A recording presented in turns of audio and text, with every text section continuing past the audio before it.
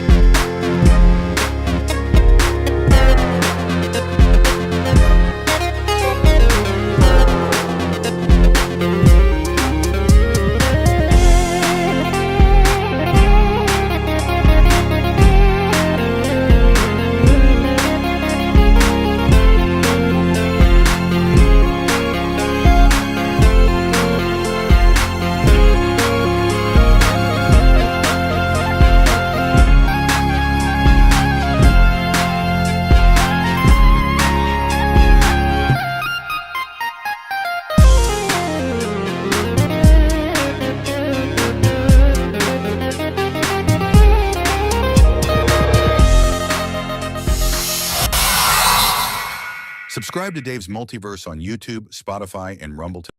Sponsored by Spores MD for your personal mind-body wellness journey.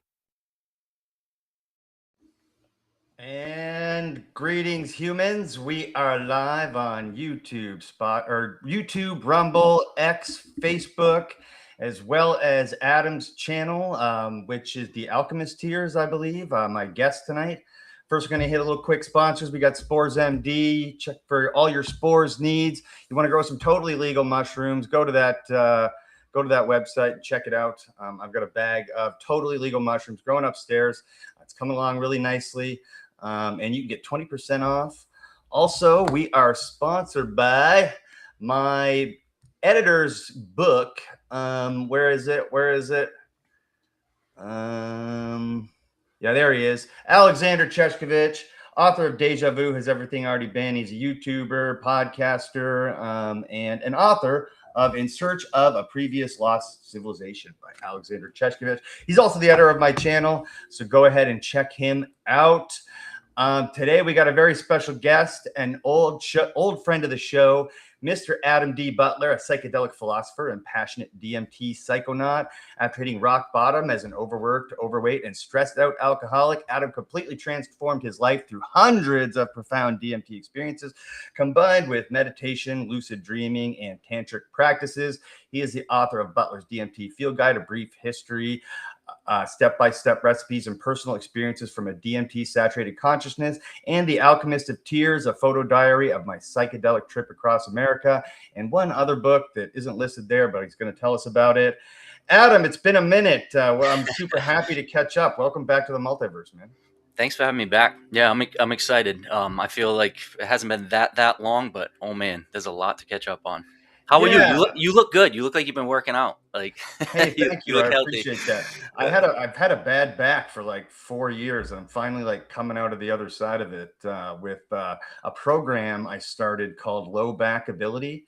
I've tried like a million programs, injections, literally everything. I don't want to get into it, but I appreciate that. You're the first one to say that.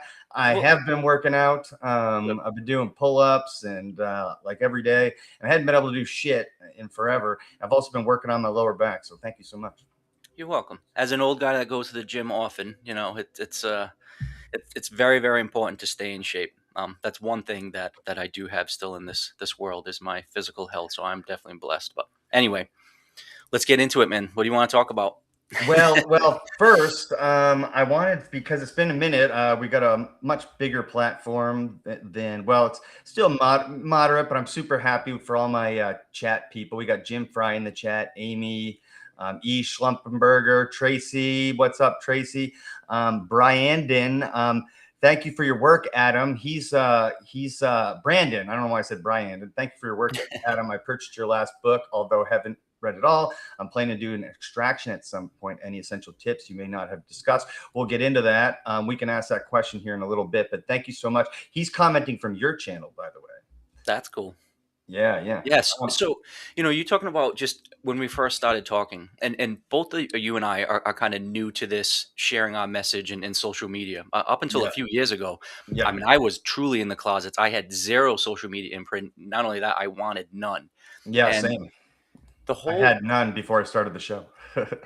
and yes, this is part of our therapy. This is part of satiating our mental, our intellectual curiosity. But for me, it's just been this amazing path of being able to share the message, and it's not sell books or try to get my face out there. It really is, my message has been morphing into this beautiful just bullet point of self knowledge leads to self love, and if psychedelics can be part of that story, cool. But I talk about my recent darkness retreat, so that was 100+ hours in pitch blackness. That was profound. We'll get into that for sure. Deep meditation at the Monroe Institute, but probably maybe not more relevant or most relevant. But I've since our last meeting, I've done 3 psychedelic retreats that were prolonged, and we went pretty deep, but with the intent of doing therapy and trying to do some psyche work and trying to understand some of the psychological issues that we all may have. But in that process, I did work with some veterans and connected intimately with one gentleman in particular, and really just has focused my attention on really just learning those modalities of helping people, because once you see that switch, it's so awesome when it happens to you, obviously, but when you see it in other people, that's my motivation and drive now to keep writing books, to keep going on podcasts, is to really know that there are people out there suffering, and with a shift of perspective, they don't have to suffer. I mean, it's really that simple. Yeah, and I wanted to highlight another point to the social media connection. I didn't have any social media at all before I started the show, and I'm still kind of getting used to it. People are kind of mean sometimes, but I've taken the approach to just like being super nice to them as a return, and it's more about building a connection across, so you can share your message. So I'm really glad when you came on the show. I think you've been on twice or once. Can't remember. Twice. And when you came on the first time, Mike and I were super new as well, and new to doing all this stuff. And so hopefully Mike jumps in. He's no longer doing the show with me, but he jumps in the chat once in a while. We still talk occasionally. He'll definitely check this out, because he was a big fan of the episodes we did with you. But before we get into the darkness retreats, the long retreats, the veteran connections, the Monroe Institute stuff, the new book, and all that, would you do a favor and give us I know it's a long story, man, but do your best to tell us your background and how you got into this stuff, and a little bit of what your journey has been like. So I think the best way to recount it without getting into all the minutia would be really my life before psychedelics and after psychedelics, and then a big part of that too is my life being an alcoholic, belligerent kind of douchebag, and then not. So I'm now 5.5 years sober from alcohol, and that's a big part of my story and narrative. Until I could get out of my own way, until I could get some of that plaque out of my system, until I could stop blaming other people for all the crap going on, none of this could have happened. So at about, and I'm going to be 46 next month. So around 40 years old, I would say, I had that midlife crisis, but with mine, and I go over it in my first book kind of in detail, mine was not this woe is me, like, life did Adam wrong. It was I self-destructed everything. I lost multiple relationships, multiple jobs. I had a restraining order against me. I threatened to kill a guy over $900. I ended up having, multiple homes to turning homeless. I spent over a year living on the road, which, one of the books you mentioned, The Alchemist of Tears, that coffee table book, really, I took thousands of pictures over that year or so on the road. That is a photo diary of some of those moments where I was in my darkest of dark. And so really and you can't really sugarcoat it. I had so much crap blow up in my life. And again, now in hindsight, I know that it was all, to my making, but I was highly suicidal, and it wasn't like I had a bad day or a bad week. I spent quite a bit of time contemplating, do I want to leave this planet? And I started getting into psychedelics with shrooms, and that's a big, big part of my story, because I mentioned that DMT saved my life, and I really do believe that. But prior to that, I explored shrooms for probably about 3 or 4 months, and that's when I was able to really do the inner psyche work, the shadow work, really kind of going deep within and understanding my traumas, understanding why I had, these been sabotaging myself, so to speak. But it was after months and months of shroom work, it was just like, oh shit, I just realized I was the asshole. I was the one to blame. I was, I took all the accountability, but I had no real passion for life, or any really path moving forward. And that's when DMT came into my life. And that first day that I explored it in a really deep, profound way, I got at the end of a 2 hour period, and I mentioned how I did about 50 hits that first day, which sounds like, oh man, but I really did. But that last session, um, is when I had that breakthrough moment, and I had that epiphany, and I had what I consider a download or an upgrade, or basically all the chatter in my brain got connected, and it gave me peace. And the sum of that first breakthrough was, be here now, enjoy this very second. Don't be stressed and anxious about the past. Don't be worried about the future, and just truly take care of what you can, which is right here, this very moment. I mean, again, corny kind of Ram Dass saying, but it really just equated to that. That was about 3.5 years ago, and my life really has completely changed perspective since then. Still working out of a lot of crap, but doing it laughing, smiling, content, and every day really exploring myself, expanded consciousness, and making amazing connections while doing it. Yeah, I've been saying this phrase adult plaque for like a few years now, and I thought I made it up myself, but I actually think maybe I stole it from you. It's in my Um, book from 2023, so yeah, yeah, this one. yes. But it's such an amazing, no, not an amazing, but such an accurate, description, because just, and not that it's has to be based on being an alcoholic or doing anything wrong. Just over the course of being an adult, of just living through society, of having all of the stresses, we get bogged down, and ultimately we need something to shake that up, whether it be a chemical shake up, a mechanical shake up. And for some people it's trauma, for some people it's a death, a near death experience. For me, it was psychedelics that finally shook me out. And again, maybe, and I'm sure we'll weave into it, that's where a lot of veterans with PTSD, or women that have some abuse issues from the past, there are some major things to try to get over. And that's where psychedelics can sometimes kind of dislodge that plaque, where then they can look at themselves in the mirror and then start the healing process. Yeah, and like I said, like you keep mentioning, but I want to highlight that psychedelics are a tool that you can do that, but there are other tools you can add to that, like eating healthy, not doing drugs or alcohol, getting Uh, sunlight. I know you work outside, I think. I don't know if you still do. mhm. Getting exercise, all these things contribute, but that psychedelic aspect can really shake out that plaque. Jim Fry, a longtime watcher of the show, thanks, buddy, for joining again. He says, please ask how he first encountered DMT. What was the narrative storyline vector that provided the access? So great question. And this seems to be a very, very common story of how DMT kind of falls in one's lap. So in my case, it was, I had heard about it for the first time. And then within like a week and a half period, it just came up, it came up, it came up. So then I started doing research. I started looking, through podcasts. And it was one of those things that truly just came into my life. And then in my particular case, and I know this probably isn't going to happen with everybody, is a close friend of mine knew how deep of a suicidal funk I was in. He knew that I was exploring shrooms, and he offered it to me. He understood that this was a really powerful molecule. He understood that it could potentially help me, and he offered to sit with me that day, offered me his medicine, and offered me that safe space. And I know it may sound like, oh yeah, good for you because you had a buddy like that. I now have, I was gonna say dozens and dozens, but probably like more like hundreds and hundreds of stories of how that's exactly how it happens.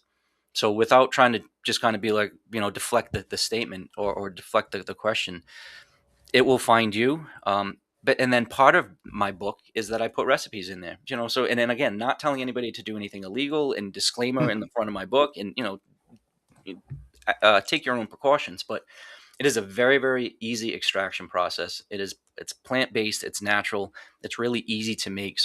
And that was part of me why I wanted to write that book, was not that I'm some DMT expert, so to speak. That's where Rick Strassman, Andrew Gallimore, there's some amazing PhD students, as well as recent PhD applicants or recipients that are studying this and have dedicated their lives to it. As much as I explore it, and as much as I'm certainly somebody that can be that filter, I wanted just to have that field guide be the introductory. So to answer the very question that like we're getting right now. So like, how do you even get it? Well, it's an easy thing. If you really wanted to explore it, you can make it yourself. But then I think the universe will provide, and maybe providing a chat and a live stream like this is the first part of that, one of four. But Yeah. and if I could too, I Yeah, don't, of please. all the people that I know that have shared it, it's not like people are selling it. And I would recommend, do not like buy some shady like online thing. Don't just get it randomly on the street. Like, typically my experience in my inner circle is it gets shared for free, and it's almost like an honor if you have it to be able to share it with one another. So it's not find some retreat or something that you have to spend 4 or 5 grand to get access to it. It will find you. Yeah. And you said you're not an expert, but I think of it almost like martial arts, right? So there's people who practice martial arts, but they never fight, but they might practice for like 30 years, and then they're your coach.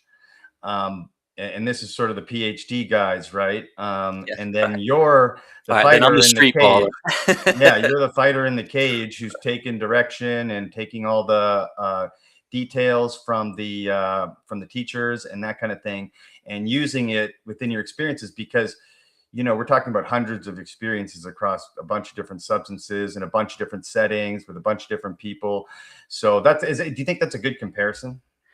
I do, and if I could, to maybe ease somebody's mind, because I get asked the question all the time: does it ever get easy, or is it comfortable now? And the honest answer is no. It's always going to be mind blowing. It's always going to be full of astonishment. It's always going to be this like, holy shit, what just happened? But I have more curiosity than fear, and with DMT, and now I can say 5-MeO DMT. I've explored that now quite a bit, and completely different physiological effect, completely That's the different toad. vibrations. Well, so again, these good question, and I'm glad we're going over this. So 5-MeO is found in the toad, so that's the bufo, and that's the Sonora desert Mhm. frog. But it can also be synthesized synthetically, and then you can also derive it from plants. Like the first time I did it, it was from yopo seeds. So it's a very similar extraction process to extracting DMT. So just like NN-DMT, 5-MeO is found all over the place in animals and plants. It's produced, endogenously in us. It's not some like obscure synthetic lab made product. It really is similar to like caffeine or nicotine or insulin, or or I shouldn't say it's similar to serotonin. And, it's based off a tryptophan, a basic amino acid. So it's not some complex molecule. And if I could, it's not the same. And as much as I enjoy LSD and I enjoy shrooms, that's a poisoning sensation. That's a like, oh shit, something's happening, and kind of like hold on for the ride. Your body's kind of fighting to maintain whatever, just somewhat control. Where 5-MeO and NN-DMT, it's a more intense, um, interaction, and certainly your sensory gets like fully overloaded, but it's more welcoming, it's embracing, it's like the veil's being lifted. You have more sensory input. It's not like drugged down or manipulated in a negative way. It really is like hyper connected. And then if I could too, another really important part of both NN and 5-MeO is that it's short duration period. So it typically is lasting with NN under 10 minutes, with 5-MeO maybe a bit longer, but you don't have to spend hours and hours in this psychedelic space, or you don't have to set aside an entire weekend, or again go down, and spend a week down in South America to do these retreats. You can truly get up at 6 in the morning, have an amazing DMT session, and by 6:45 you've already had your coffee and in the shower and you're ready to go to the gym. And you've just talked to God and connected with yourself and like completely recharged everything. Interesting. I'm glad you made that distinction. Jim Fry also wanted me to ask, on the first few encounters, the guest said, did you have a deja vu, instant recognition of I've been here before, I've experienced this before type impression, or knowing? You mentioned just when you were just talking that it's never really the same, but did you have that experience? I did. And again, solid question, because I think this is really important for people that are potentially looking to explore, especially NN-DMT.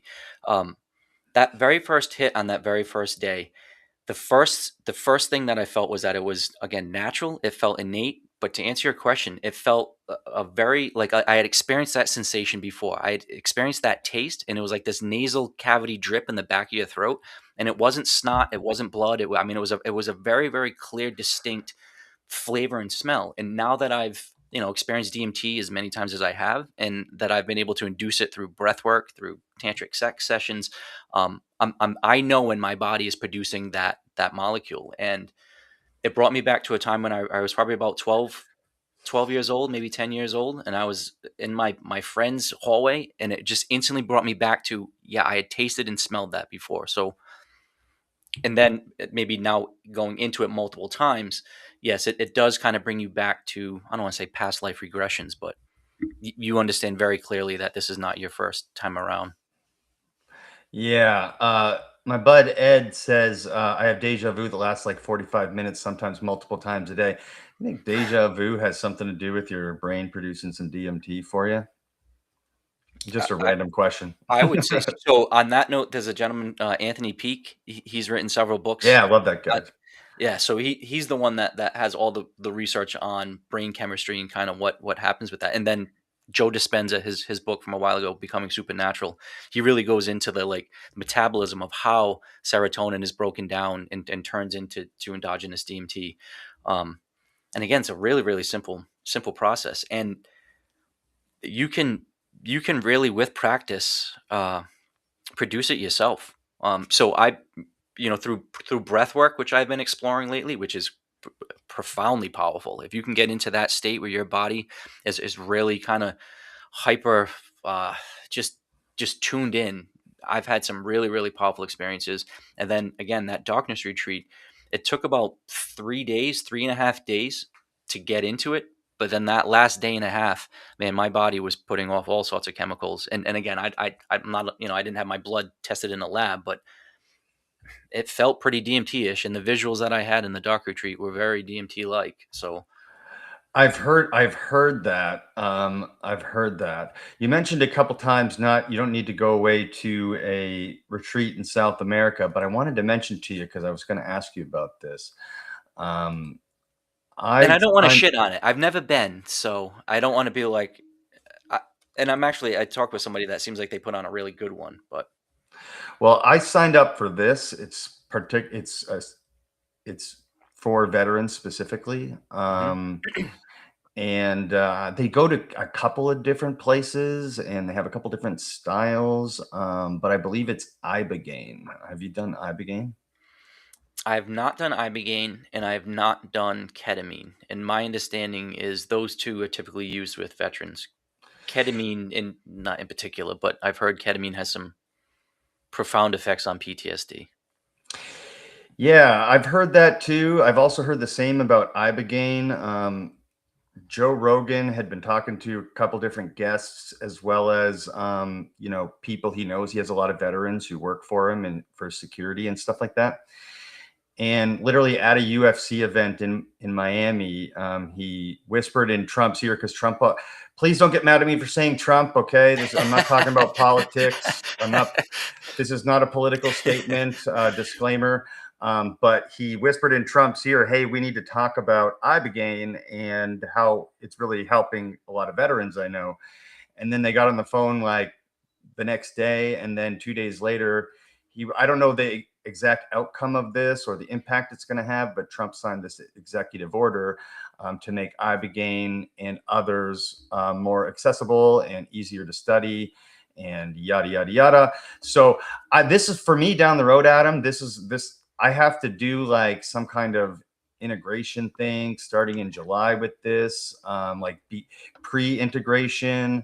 I haven't fully been accepted to it yet. There's a whole process, but I'm looking to be going, I believe, in October or December to do Ibogaine, specifically with a veterans retreat. So wish me luck. And I do, and let me know when you go. I'll definitely try to send good energy. And if I could clarify, or maybe add on to my statement, I don't.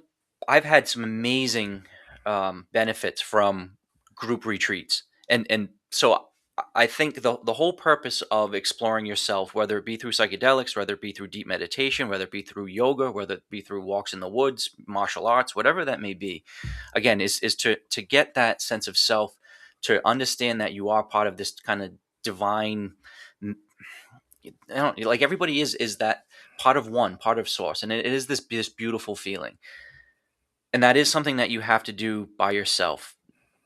But that being said, the group therapy and the integration that can happen, and then if you can get a group where you can have open, honest dialogue, that almost is more um, important than the medicine, or it could even be more helpful than the medicine. Because I know when I've done these retreats, I've still kept really close connections with a lot of these people, and they're going to be lifetime friends. And so I don't want to, as much as I'm saying maybe there's some cost and some traveling aspects about going down south and doing something what you're doing.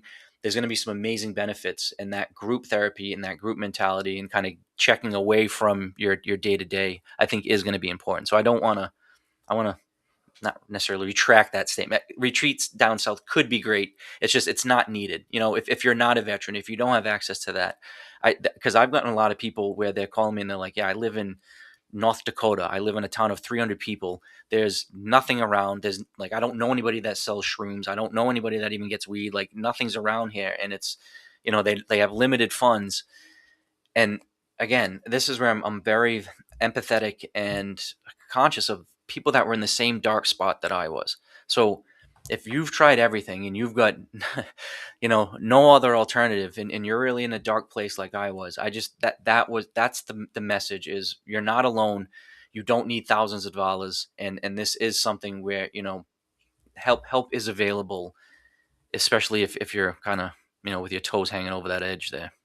Yeah, and I would say that for veterans, especially if you have PTSD, combat PTSD, one of the biggest killer, the reason why the suicide rate is so high is because they become isolated in their communities. And so connecting with other veterans on a retreat, I think is beneficial. But I like what you're saying, and what part of your message is that you don't need to do that, because some of these retreats literally cost $6,000+.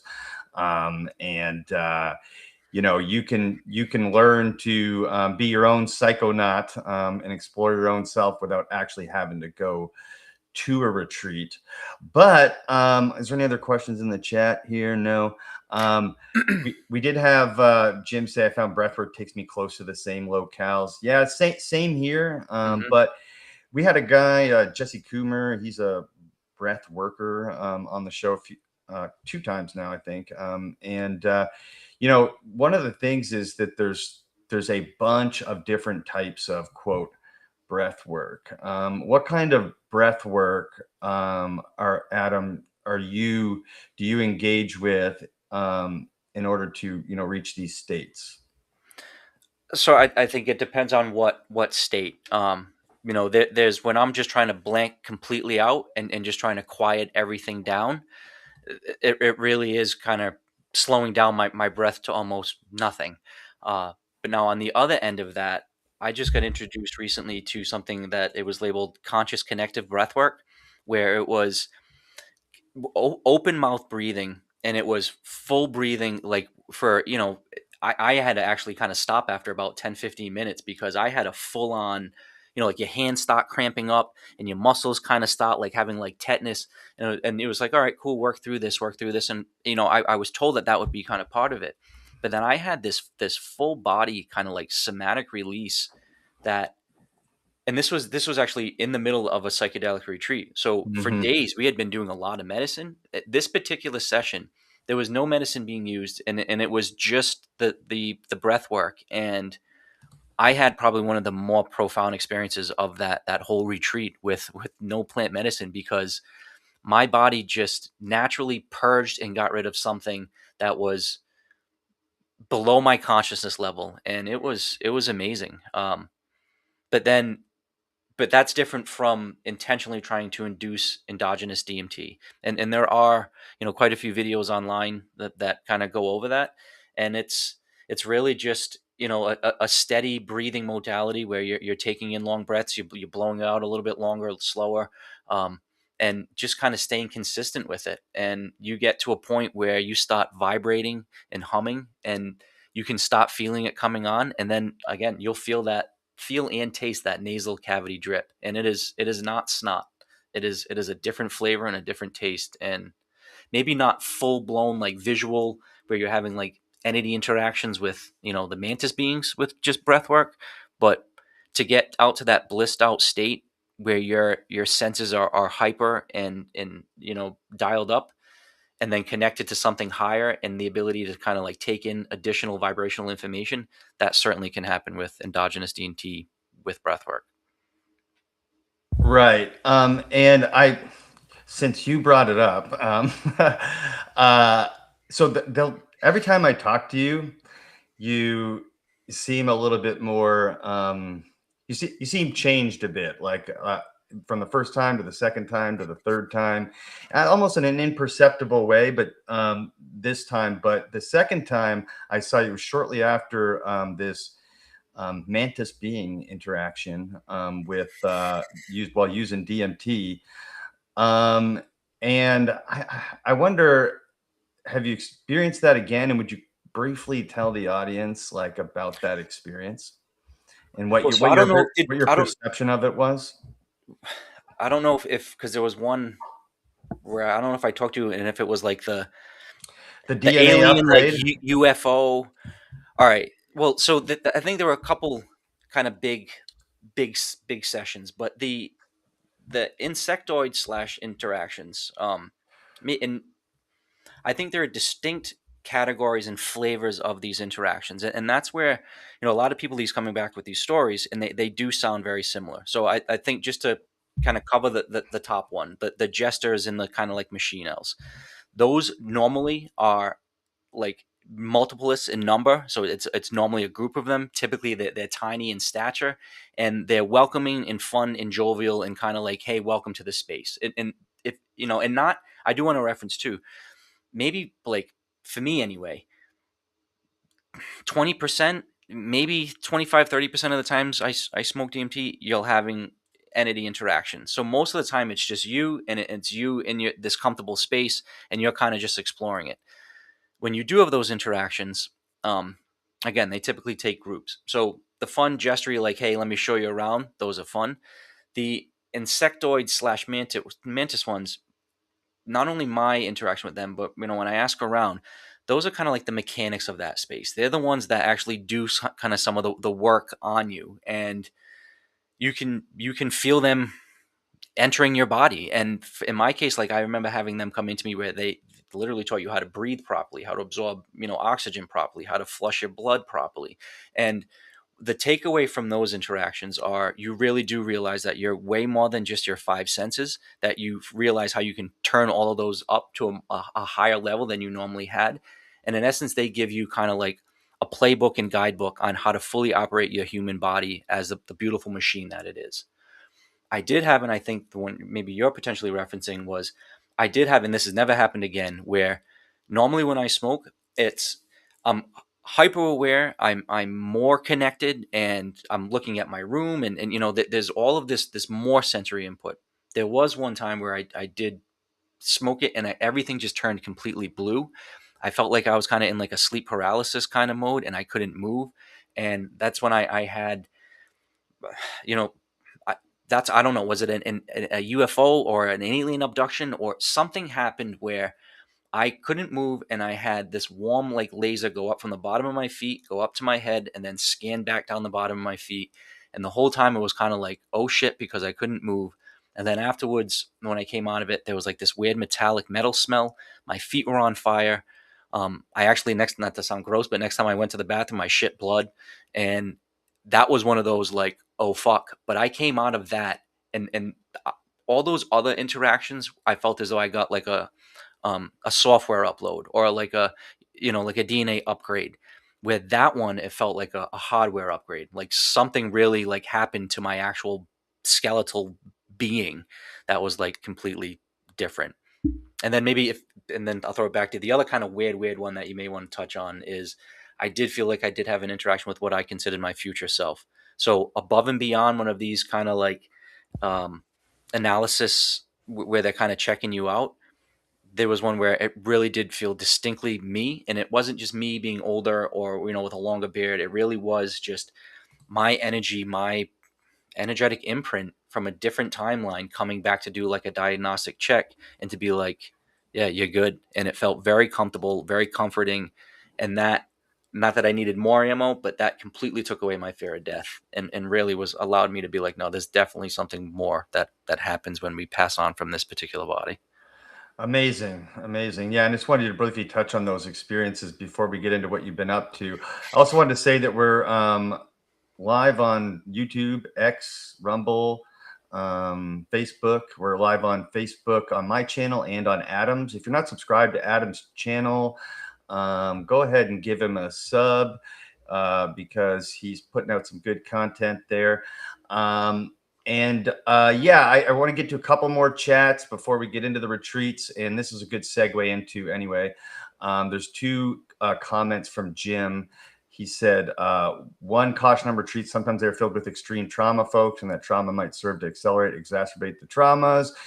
And that may be an intense experience for all involved. And I think you can kind of take in some of that too. And then it makes it part of your experience versus having your own individual experience. So I think that's a good comment. And then he said, my experience suggests setting and conscious intent in advance are very important. And I think most people are aware of that, but some people aren't. So would you touch on both of those comments for us quick?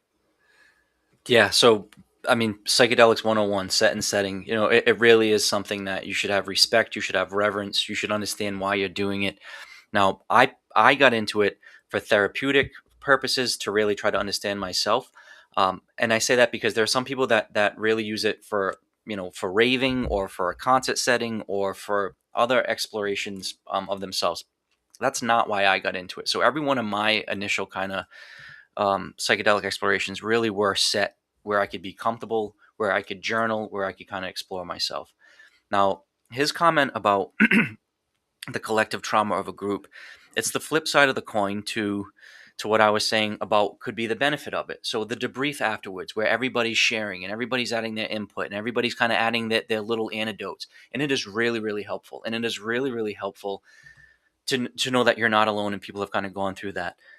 That being said, there were some really pretty intense releases. And so everybody's crying, right? So that's normal. Everybody's kind of going through some shit, but you can have some psychological breaks, and it is screaming, it is crying, it is burping, farting, it is, I mean, I was holding space with a woman, and she was having full body kind of convulsions, and it wasn't stop it and this is embarrassing. It was, no, you're in a safe space, you're comfortable. If this is what your body's telling you to do, this is what you need to do. And it was really just we were all sponges for their trauma and for their bullshit. But it does take a certain ability to do that. And if you're fully traumatized, or if you're broken, or if you haven't been, if you haven't done the inner work that's needed, and you go to a retreat, and you've, an ayahuasca retreat, say, where people are purging and shitting and vomiting, and this is going on for 8, 9 hours, and you're in this,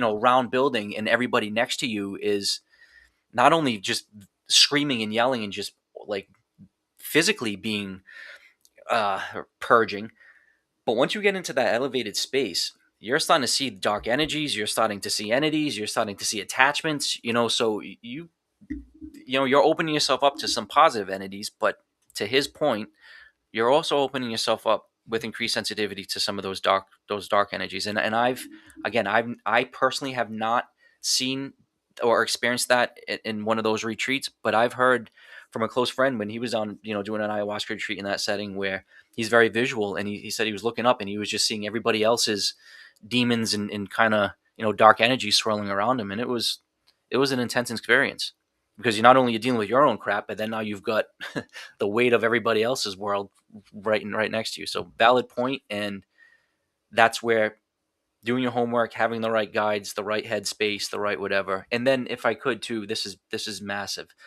There is, always follow your gut, always follow your intuition. Never do anything if it feels against like that inner core being. You should never, you can always back out, like don't ever do anything or absorb anything if your gut is telling you not now. But then maybe on the other side of it too, like how does DMT come into your life? If you're getting this blaring like no, now, like DMT is what I need to do, then listen to that as well. But my experience now too, serving and actually holding space and being with people in a very, very intimate setting when we're going very deep with psychedelics, it is such a personal experience, and there really is no right or wrong way. And my particular molecule of choice, NN-DMT, and again, I was fortunate to sit with nine people really and guide them through it. There were some people that took 4 hits and they had just what they needed, and they were good. And that 4 hits was over, 2 sessions over 25 minutes. And then there was like one case where, there was an individual that took probably 20 huge whacks and was just ripping it. And I knew the pen was working because she was blowing out clouds into my face. And I was just like, holy shit.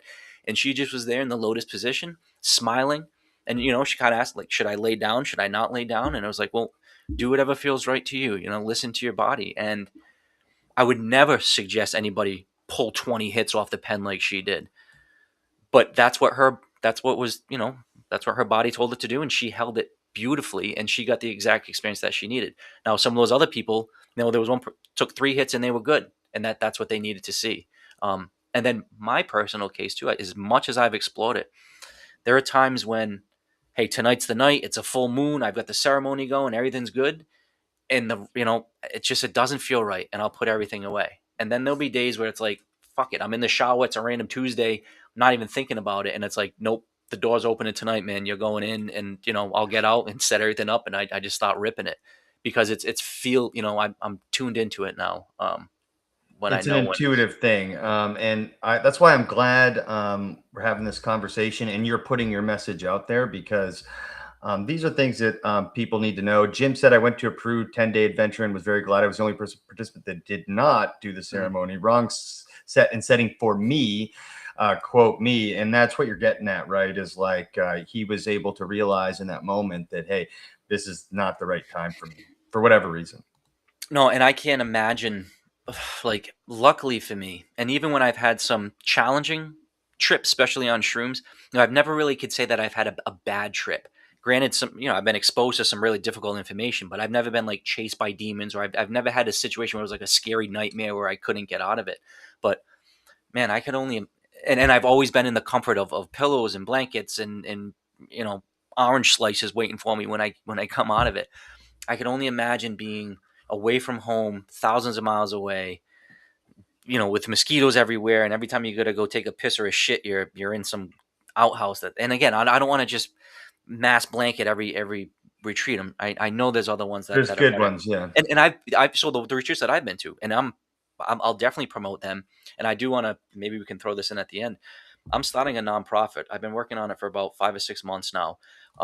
specifically for what you said, where some of these things do cost several thousand, and if you're going there for several days at a nice place with food and the medicine and the therapy, and there is a cost associated with it, and multiple days I could see can cost multiple thousand. So it's not, I'm not shitting on that business model, but what I'd like to do is take my past business experiences and successes and the connections I still have, and really raise a shit ton of money to get scholarships to help not only veterans but anybody with, and not only with psychedelics, but anybody going through suicidal ideation, anybody with mental health issues, anybody that's just going through suffering. um, the name of the nonprofit is going to be called the Lift Foundation, and LIFT standing for Lighting Inner Flames Together. And Love it it. really is just, um, I've made my money, I've done my business things, I've made my successes. Now it really is like, let's share that, because, and again, not only just what I've experienced, but now being so fortunate to sit in a group of 6 or 7 people for 6 or 7 days and hear their most intimate of stories. I know on an individual level how these can change people. I've sat with husbands and wives that they now are just so connected and so tight, and not that that removes all the problems. I mean, there's, you cohabitate with somebody, you're going to have your issues, but the way these people communicate with love and respect and understanding, I think it's what a lot of individuals need. I think it's what a lot of couples need. And um, the biggest joy that I have now of doing these podcasts and books is that I honestly have typically multiple calls every day, but typically at least a call a night with a random fan or stranger who is reaching out, not to talk about DMT, not to talk about how to make it, not to talk about recipes, but just to talk about being a human. And just that people just want to know that, they want to feel heard, they want to feel seen, they want to feel loved, they just want to be treated like a human. And that is the overall arcing theme that I think is why my message is resonating. It's not like, oh, I'm the DMT guy. It's like, no, I'm the guy that's been through hell, and I see it in other people, and I have a whole skills, or a whole toolkit of things that I know can help people. And for the 60-year-old teacher who is in the union, maybe she's not going to be doing DMT, but a darkness retreat, or breathing exercises, or just taking the time to know that you're worth that inner exploration. That's the big message. And yeah, that's an easy one to share. Jim said, Adam, do a gift, send, go, or equivalent, and I'll contribute, or have Dave share my contact data. I'd be thrilled to support your mission. So let's connect you to Mr. Jim Fry. Thank you. I appreciate that. Yeah, me too. Me too. Jim, you're a good dude. Yeah, I think that's a good segue into the darkness retreat and connecting with some veterans and things like that. So how did you find said darkness retreat? Where were you? Tell us about the set and setting, preparation, and then the experience, because you did a 10-day, is that correct? Darkness retreat? It was 6 day, and it ended up being 5 days in darkness, so 100+ hours. But I would like to do Jeez. a 10-day and potentially 2 week, and I mean they keep pushing it, but And it's was there any psychedelics, or was it just darkness? just darkness. However, this particular host is very familiar with plant medicines, has done ayahuasca, was comfortable with DMT, and I had brought that up. So same thing like when I went to Monroe Institute. It was um, I wanted to compare and contrast those modalities with my psychedelic experiences. And in order to do that, I think properly, I wanted to make sure I wanted to go and experience them by themselves. Now, I would like to ideally be able to combine Monroe and DMT, and hopefully I can kind of work with their, the owners and the people that are running their programs to maybe work something like that out. And then I would definitely like to bring a DMT and 5-MeO vape pen, or even just shrooms into a darkness retreat.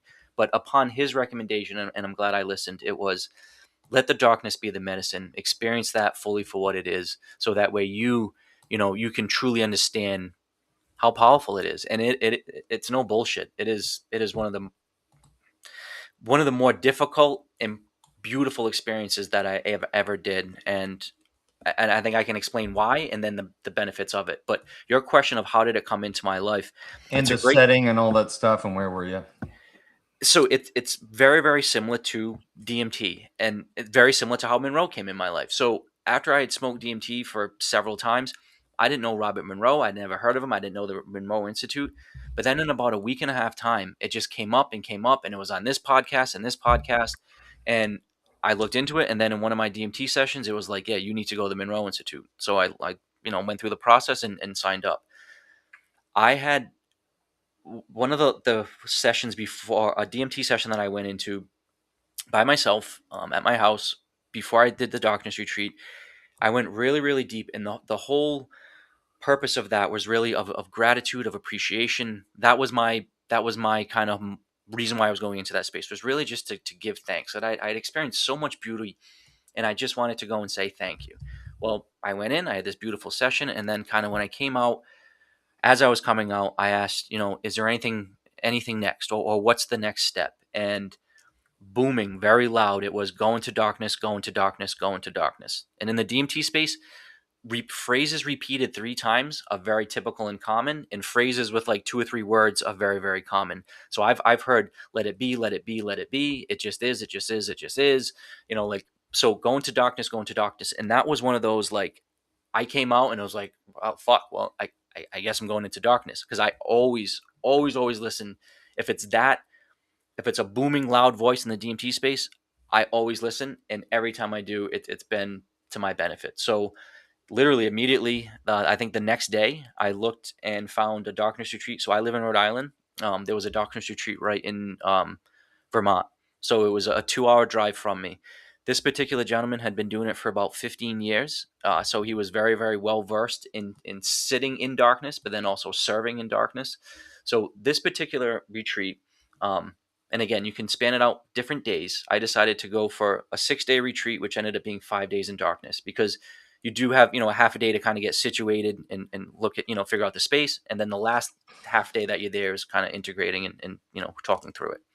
But so the space I went to was just a beautiful, basically like Airbnb. There was a bedroom with a hallway and the bathroom attached to it. And that was my space. So we showed up, we had our interactions, we had our one-on-ones, and then he showed me the space. And once I got into that space and it was just me in the room, it was, and again, on his recommendation, take your time and as long as you want to be in full light, walk around, get comfortable, talk to yourself, do all your journaling, and then shut the main light off. So then you just have, some of the side lights on. Spend a little more time getting comfortable, shut those off, and then just have a candle lit. So now it's, now I'm 3 hours into it, I'm meditating, I'm good, and I just have the candle going. And now I know I've got the next fucking 5.5 days. As soon as I blow out this candle, that's it. So that was a really profound and really important time with myself. Was I'm here. This is for me.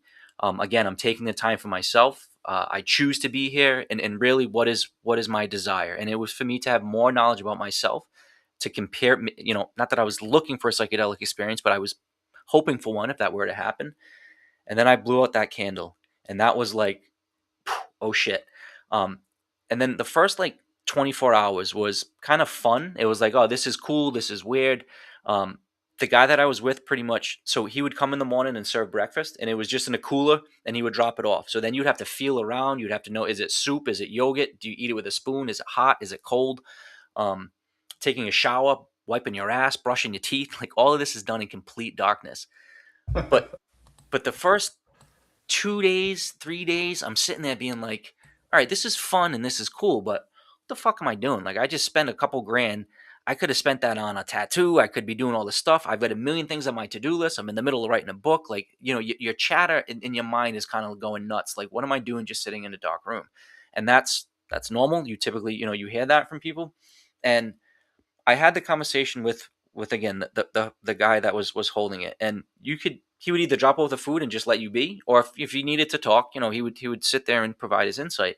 And this particular time, I asked him for a little bit of insight, and I told him about my ego, and I told him about the chatter in my brain, and he just very calmly, and nothing like elaborate, was just like, this darkness retreat isn't for that aspect of you. This is for the higher self. This is for you to kind of connect to that higher self. This is for you to get all that chatter, all that ego, all that stuff that Adam thinks he needs to do on his to-do list, to get it away and just shut it off. And I had that perspective shift about 3.5 days into it. And then that's when the fireworks happened. That's when I was laying there, and again, complete darkness. So you don't know really if you're sleeping, are you awake? And then I got into this kind of like cool REM eye movement state where my eyes are twitching, your body's vibrating. It's clearly like a DMT kind of taste and feel and vibratory sensation. And then that's when truly the fireworks started happening, and swirling kind of lights, and true, like you'd wave your arms and you'd see like biophotons moving and shit. And then like the last of the last, I remember just staring into a mirror, and you could see light coming from where my eyes were in the mirror. And that was the first, that was like, oh shit. And that whole experience just of just being by yourself with just your thoughts for that prolonged period of time, it was such a beautiful experience. And I would say it was way more difficult typically than psychedelics. Like, and you said how I've done quite a few since our last conversation. And one of the retreats I did, in one session I did, and I'm not saying this bragging, but it's relative to the story. I did LSD, shrooms, MDMA, and 5-MeO DMT over the, it was like an 8-hour session, and I went deep on all of them, and it was it was awesome. But I tell people that, and they're like, "Oh shit, that's brave," or "You're, like, I can't believe you did that. You went really, really deep." eh, I just swallowed some drugs, hoped I didn't die, and I'm comfortable with my physical vessel to know like I think I can handle it. That darkness retreat, it wasn't like you were locked in solitary confinement. You weren't shut into like a hole. All the light switches were right there. All the doors were unlocked. There were oh shit candles everywhere. There was a flashlight hanging from the bedpost. So at any, and there was at the dinner little table that I ate, there was also a matches and a candle. So at any point I could have lit something or wigged out or cheated for a half a second or just said, "Oh, is this beans or is this?" But the fact that I didn't, and the fact that I know I didn't cheat, and the fact that I literally sat there for 100+ hours and just sat in quietness and darkness, that's a win. Like, I didn't cheat, I didn't wig out, I didn't run outside, I didn't take the lighter and do it, and to have the mental fortitude and testicular fortitude to sit there in the dark like that and to just be, that's a badge that I won that was very difficult to earn. I'm glad I did, and I can't wait to go back and push it even further. I don't think that's bragging. I just think you're proud of your achievement, and that's, you should be. I don't know, man. I don't know if, with all those options around, I don't know if I would. So, can I ask, did you have any like moments, especially in the beginning or even towards the end, where you're like, uh, where's that flashlight? And you had to use, you had to like, watch your thoughts and calm your mind and like, get back into the space? I did, and this is as I just was bragging about how brave I was. Because it's a good it it's a good story because like how your those aspects of your psyche, and then not to start like drifting off into other conversations, but one of the trainings that I did was IFS therapy mixed with 5-MeO. So IFS is internal family systems, and Hmm.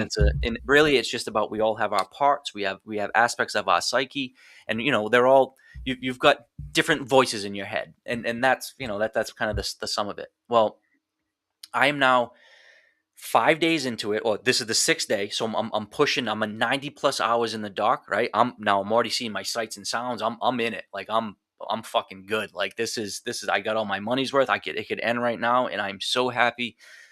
And I started getting into not knowing what time it was, but you knew by like the food cycle, kind of what was happening. And at that time, it was winter, and I could hear the plows outside too. So I kind of knew if it was snowing, and I could hear if there was movement outside. So on that last day, the plan was we're gonna have breakfast, and then I'm gonna come out late afternoon before the sun goes down. We're gonna have a nice meal together. We're gonna integrate, and I'm gonna come out before dark. So now I have what I'm thinking my normal breakfast at whatever it may be, sometime in the morning. And now in my mind, I've got a 6 or 7 hour period until the next interaction with my guy, and he's gonna come and tell me we're good. Well, I don't know if time slowed or I just started getting excited about getting out of it, but for whatever reason, I thought it was my 7 hours were up. So now it's like, oh, this guy should be here. This guy should be here. And then it was 2 hours past. He's still not here. And now I can hear the plow outside, right? So now I'm thinking, fuck, where is this guy? He should have been here. Did he go out to the market and get us dinner? And now did he get in an accident because it's snowing out? Now I'm worrying about his safety. Like, where is he? Where is he? Where is he? And there was an oh shit button there that you could press that would go to his phone, and then he would immediately come. So now I'm thinking, well, for his safety, I've got to know where he is. Do I hit it?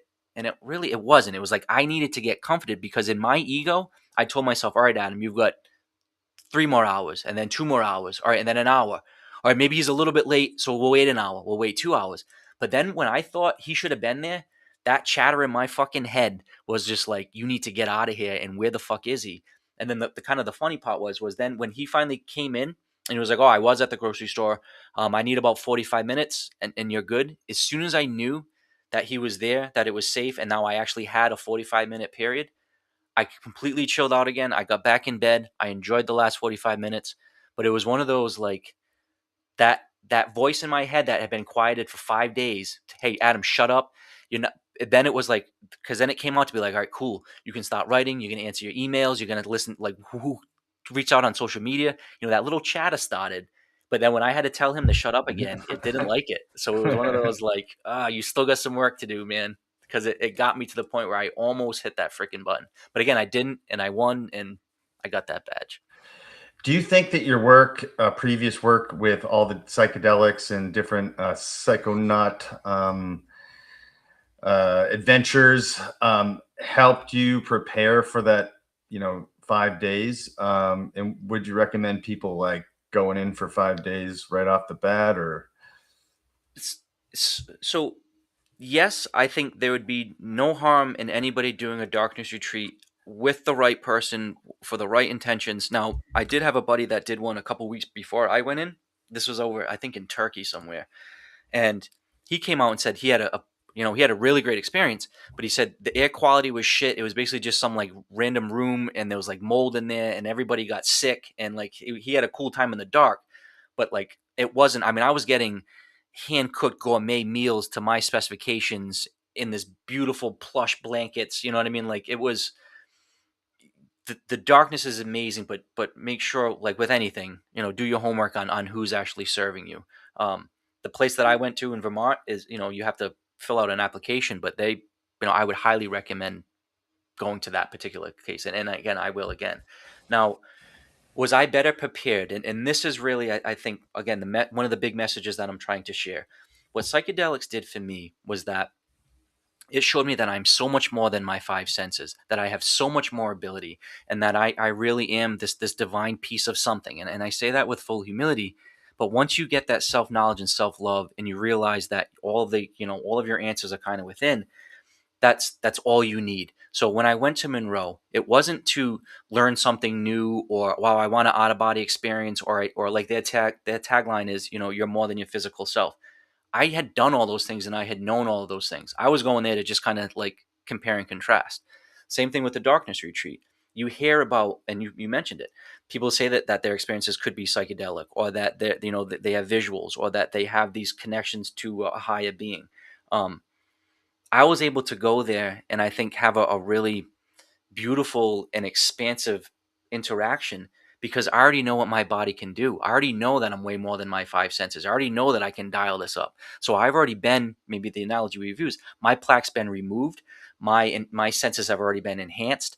I've had those interactions with the entities that showed me how awesome my machine is. So now, like, I went in there with rocket fuel, with a turbocharger, with all my plaque removed, like I was ready to go.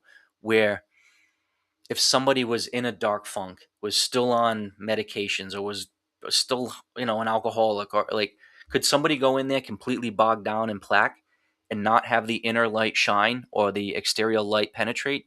Yes. And that's the whole point is yes, we need to remove that plaque. But um, darkness modality is, I think, a beautiful way for somebody that is apprehensive about using a chemical. I mean, we say plant medicines, but it's a drug, and it's a hardcore drug. And there are some people that are on SSRI medications and should be, that psychedelics aren't going to be available to them. So it's retreats like this. And I also had a buddy who did just a quiet retreat. I say just, he said it was pretty intense as well, where it was, Silent retreat, yeah. yeah, and he said, how tough is that, where you're, in a cafeteria eating with a bunch of people, and you can't communicate with them, or you're walking by from, hut to hut, and you can't talk. It's I don't know. I wonder if you notice on a silent retreat, you start to notice the more nonverbal interactions in a more intimate way. I bet you do. You do, and that can be a blessing and a curse. So increased sensitivity comes with increased empathy as well as sympathy, and but it's tough to turn that down too. So Mm, so when I went to that darkness retreat, excuse me, not the darkness retreat, the last psychedelic retreat, it was in the beautiful environment out west. It was with a great group of people where it was just peaceful and content, and it was just playing flute music and just so chill. And I got back and it was Mother's Day, and we went out to dinner, and we went to this like family style chicken place that serves like 300 people, and it was just like what the fuck, like not sensory overload, like I couldn't handle it, but it was just you're picking up everything. And it was, and this is a good book maybe if people are looking to for psychedelic literature. Aldous Huxley's Doors of Perception. So just the concept of kind of how our consciousness is like a reducing valve taking in all this external vibratory information, and we have to filter out most of it just to be able to survive. And you go away on these retreats or these darkness retreats, and you increase that sensitivity and you dial up those dials, you get back into society, and that reducing valve gets opened, and you just let in a lot of stuff. Now, like in my case, I I've let in so much beauty and light where I do get goosebumps every day from, and this is gonna sound corny, but truly from like baby smiles and puppies and butterflies and like wood grain and everything. Like everything gives me the most profound, intimate joy. But on the flip side of it, when I see somebody walking around with a darkness or suicidal funk, or when I see somebody who is just in a bad place, it hits, and it hits hard, and I can't just ignore it. And again, that's why I've kind of dedicated my life now to just whatever this is. And it's not making money, it's not owning more businesses, and it's not just getting in the rat race again. It's sitting there with people. And if you look at my Instagram, there's this beautiful picture of me and this big burly green beret that literally like special ops guy, and we're just holding each other like babies. And it's like, that's it. And he thought he needed me, and he did. And I thought I needed him, and I did. And it was just like, man, like there are some men that will save their life. And I don't say that hyperbolically, and I say that with the full weight that it is. And this particular gentleman, and his name's Michael, and as any vets are out there, he's connected with multiple vet organizations. Him and his friends sit with people, like, and they're connected, I think, with some of the same organizations that you've been talking about. um, these save lives. And he, and I don't think he'd have an issue with me sharing this. He was saying that he was on the fifth story of a hotel, literally getting ready to launch himself over the balcony, and was there. He was doing it, and his wife opened the sliding door, and that's what stopped him. And because they were at their ketamine retreat, the next day is when he did ketamine. And the message from ketamine, and it kind of called him out on it, was he was there to use ketamine to kill him, and he figured that would be his excuse, and that fuck everybody, you think ketamine's going to save me, I'm going to use it and it's going to kill me. And he was trying to have this like reverse head fuck on the ketamine medicine, and ultimately his first session, the medicine was just like, nope, like, I'm here to save you, and you've got more to share. And he's very open about how that really did save his life, change his life. And now there's still a lot of work to do. We not just fixed. It's not like, oh, one and done, but it's, you find a reason to live, and you find your source of inner light. And it's not some external gambling or sex or porn, or in a lot of military guys, just that um, endorphin rush of being in battle, of being in combat, of having all of that chaos. And then you come home and you're supposed to live just a normal mundane life. It's tough, and you've got to figure out a way to figure out a new way of living. And I've seen it firsthand that this allows them to do that. yeah. I was no special ops, but I did experience a bunch of combat, and it. You talk about plaque. Nothing will give you a plaque like that, or like you mentioned, women or men who have experienced any sort of abuse or sexual trauma or anything like that. You know, nothing will do it like a trauma like that. But I think combat is its own special, for lack of a better word, distinct's a better word, version of trauma, And and if it's layered. it is, and it's deep, and it's programmed for years and years and years to not question authority, to do what you're told, to just like it, you literally put your emotions aside, move forward, be a machine, not a human. I mean, it's literally trained into you. Um, but if I could, and I think this is extremely important, and I've I've been really leaning into, divine feminine energy, and incorporating and understanding my own aspects of it, and how I battle Yep. with it in the future, and how I need to make up for it. And part of these retreats where I had the honor, and truly my honor, of being around some wives of veterans, and the, Hmm. the strength that these women have. And I Yep. just got goosebumps saying that, because these men come, and women, it's so the husbands of women in the Yes. military, but these wives are such strong rocks and sponges for these men to come home. And when I was in their intimate space, and they could finally release and purge, and let go some of their trauma that they took on by osmosis, by being there for their spouses, that's just such a really, really important aspect. So as much as I want to talk about veterans and helping veterans, and setting up scholarships for veterans, that goes 100% for spouses of veterans, because you can't have one without the other. And unless both parties are fixed, or both parties understand, and they have to be able to do it together. But I saw firsthand the true power of what a strong woman can do for a man on his side. And these strong men, with full humility, said that these women saved their lives, and without them women, they would not be here. So yes, psychedelics, yes, inner work, but those women, that's what gave them the strength to move forward. So cheers to any military, wives or husbands out there that are supporting their spouses, because that is not an easy job. And when you hear, some of their inner stuff that they need to release, man, they're doing some tough work there. So there's many, many layers of this, and then their kids, and then it's like it expands out. Yeah. Yeah, I can relate to that. Yeah, and you mentioned, you know, you're taught to suppress your emotions and whatnot. It's with medics, that's they literally tell you that. Like as far as like you can't show any fear or like signs of breaking, because if you do, then that's one more thing that the combat guys have to worry about, is that my medic, I don't trust my medic, and so there's a lot of alone time, because you think about a platoon might have one medic or two or three, and there's a lot of like alone time and not processing, internal alone time and not processing. So medics have a different, and I could say this with humility, have an even different experience, with combat. And so it's one of the reasons why, like when you look at all these retreats, they're typically for special operations, Navy SEALs, and then they throw medic into that category, for that reason. And so I just wanted to highlight that. Also, Jim bought both your books. I saw. That's awesome. Yeah, Thank you. yeah. So So that's pretty dope.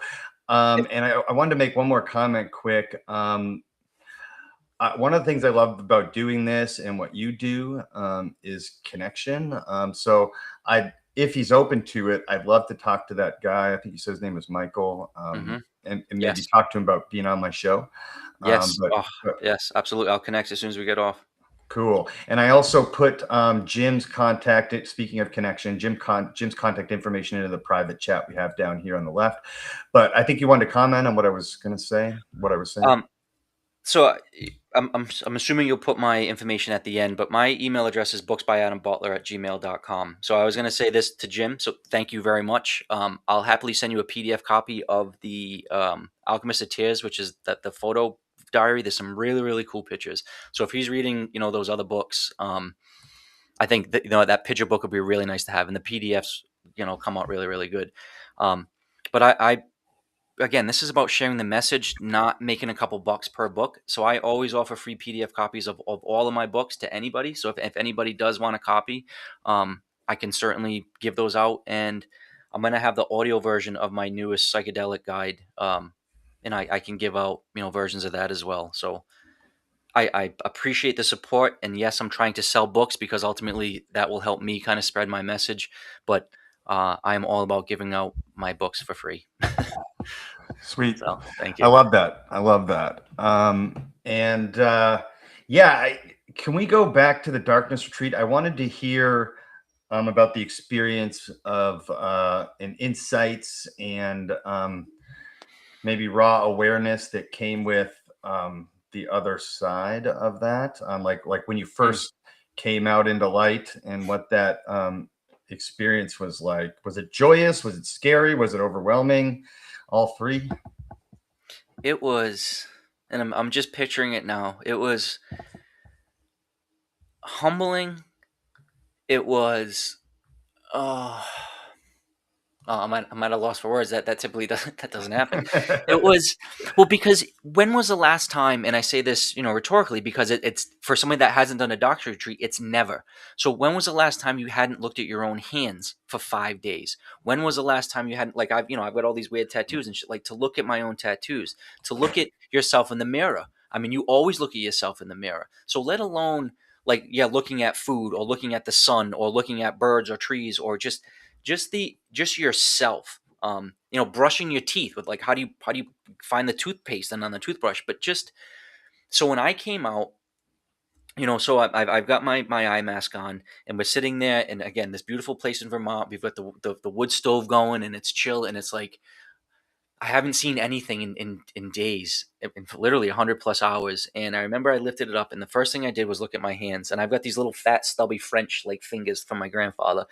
And like I just remember looking at my hands and just feeling so grateful for me, my skin, my vessel, for what I experiences was. And I just felt, if my goal was to have can increase self-knowledge and self-love by that experience, man, I came out of that with so much more self-knowledge and so much more self-love. And when I came out, I was just so appreciative of not only my physical body for getting through it and for being able to see it again, but then it really was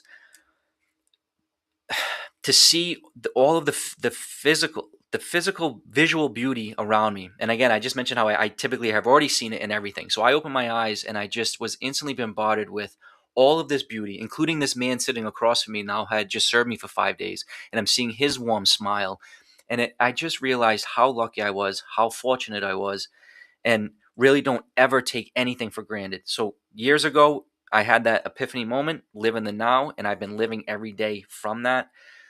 This really was, you have all of your senses, you have all of your physical attributes, you are the healthiest and happiest you've ever been. Any one of those things can be taken away instantly, and but right now you have them all. And then in my particular case, I mentioned how it was winter. We had just had a snowstorm, so I left that morning at like 10 a.m.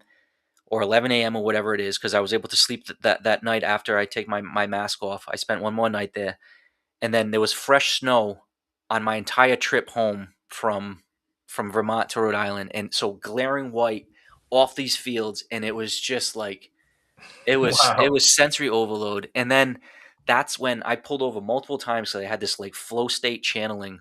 I wrote a 9-page letter, heartfelt letter to my dad, because him and I had to and have gone through, and I'll bullet point that. Just a lot of major turmoil for years and years and years. Him and I had been headbutting, having to do with how much of an alcoholic he was, how he treated my mom like shit. So when I moved back home into my parents' basement, that was a major area of headbutt. So I was just so raw and so connected, and I felt as though I had been internal dialogue for so that many days, that I had this beautiful flow state of words to say to my dad. And without getting into that whole story, I came home. he it did not land the way I anticipated, because he, at 72, he's 73. And this is just a couple months ago, but anybody that watches my videos, and I've gone over this. I came back from that darkness retreat. I had a huge blowout with my father, a continuation of something that's been happening for years and years and years. Mm. We had a massive fight. him and my mom basically got a divorce and broke up. My father had a complete psychological break, ended up in the VA hospital for a week, had a full on fucking psych snap because of all this shit that happened. And I share all this not to just air my family's dirty laundry, but because what happened was during that psychological break that he had, he realized that he needed to also quit alcohol. So he is now 3.5 months sober from alcohol, from marijuana. He's making amends with my mom. They're having the best conversations that they've ever had. Me and my father now are mending our relationship where we hug, we kiss, we hold each other. I write him love letters. He buys me ice cream. Like it's just, I finally have my dad back. He has his son back. And it was just all this trauma. But that book, The Alchemist of Tears, that week that I came back from my darkness retreat. So asterisk to that too. 2 days before that, me and Alicia broke up. So that's the woman that wrote in that book. That was my girlfriend of 4 years. That was my best friend, my travel partner, literally the love of my life. So I broke up with her 2 days before the darkness retreat, came out, had this major blow up with my dad. And then that book, Alchemist of Tears, came out of me basically not sleeping for a week, me crying every fucking day, not having anybody, not knowing what to do, being so raw. And I realized that I needed to get my story out with all of these beautiful pictures. And you know what? Having my sight taken away for that many days, knowing that I had traveled across the country and seen all these beautiful sights, I need to get home and put that in. And that book right there was made literally in 1 week. It was created, thought of, formatted, published, and it was just kind of like blah, here it is. And yeah. So that darkness retreat really did open up a lot in a lot of beautiful ways. And but that story, and I share that about my dad because it's just, you never know the chaos in your life, how it's all going to make sense. And I know in my life I've had so many major traumatic events, but they've all lined up to this conversation right now. And like, I'm at peace with Alicia, I'm at peace with my mom and dad, I'm at peace with my financial situation, I'm at peace with everything. um Knowing that I have no security, I have no idea where it's going to go, but I've just surrendered to whatever the hell this path is, and it just feels good. Thank you so much for being vulnerable and sharing that about with your dad. I need that with my dad, but it's everyone's journey's different, and Well, I share it because he's 73, and so the mine's people that say 74, so to 74. Yeah. say, oh, they're too old or it'll never happen. And now him with, and I could get him right in, look in the camera, and he would say, I can't believe I was that clouded for that long. I'm so sorry. And he uses the analogy now, plaque. That plaque was so pickled onto him. And now he can come back and say, wow, like I can't believe I was just in that fucking funk. And if there's any alcoholic out there, I'm sure you've been told your entire life, oh, it'll be better, or just get out. And it really is. And just give it a chance. Like if you can just get alcohol out of your system for a week or two, you'll realize how much better off you are. And I have no fear that he'll ever go back because he's walking on clouds now.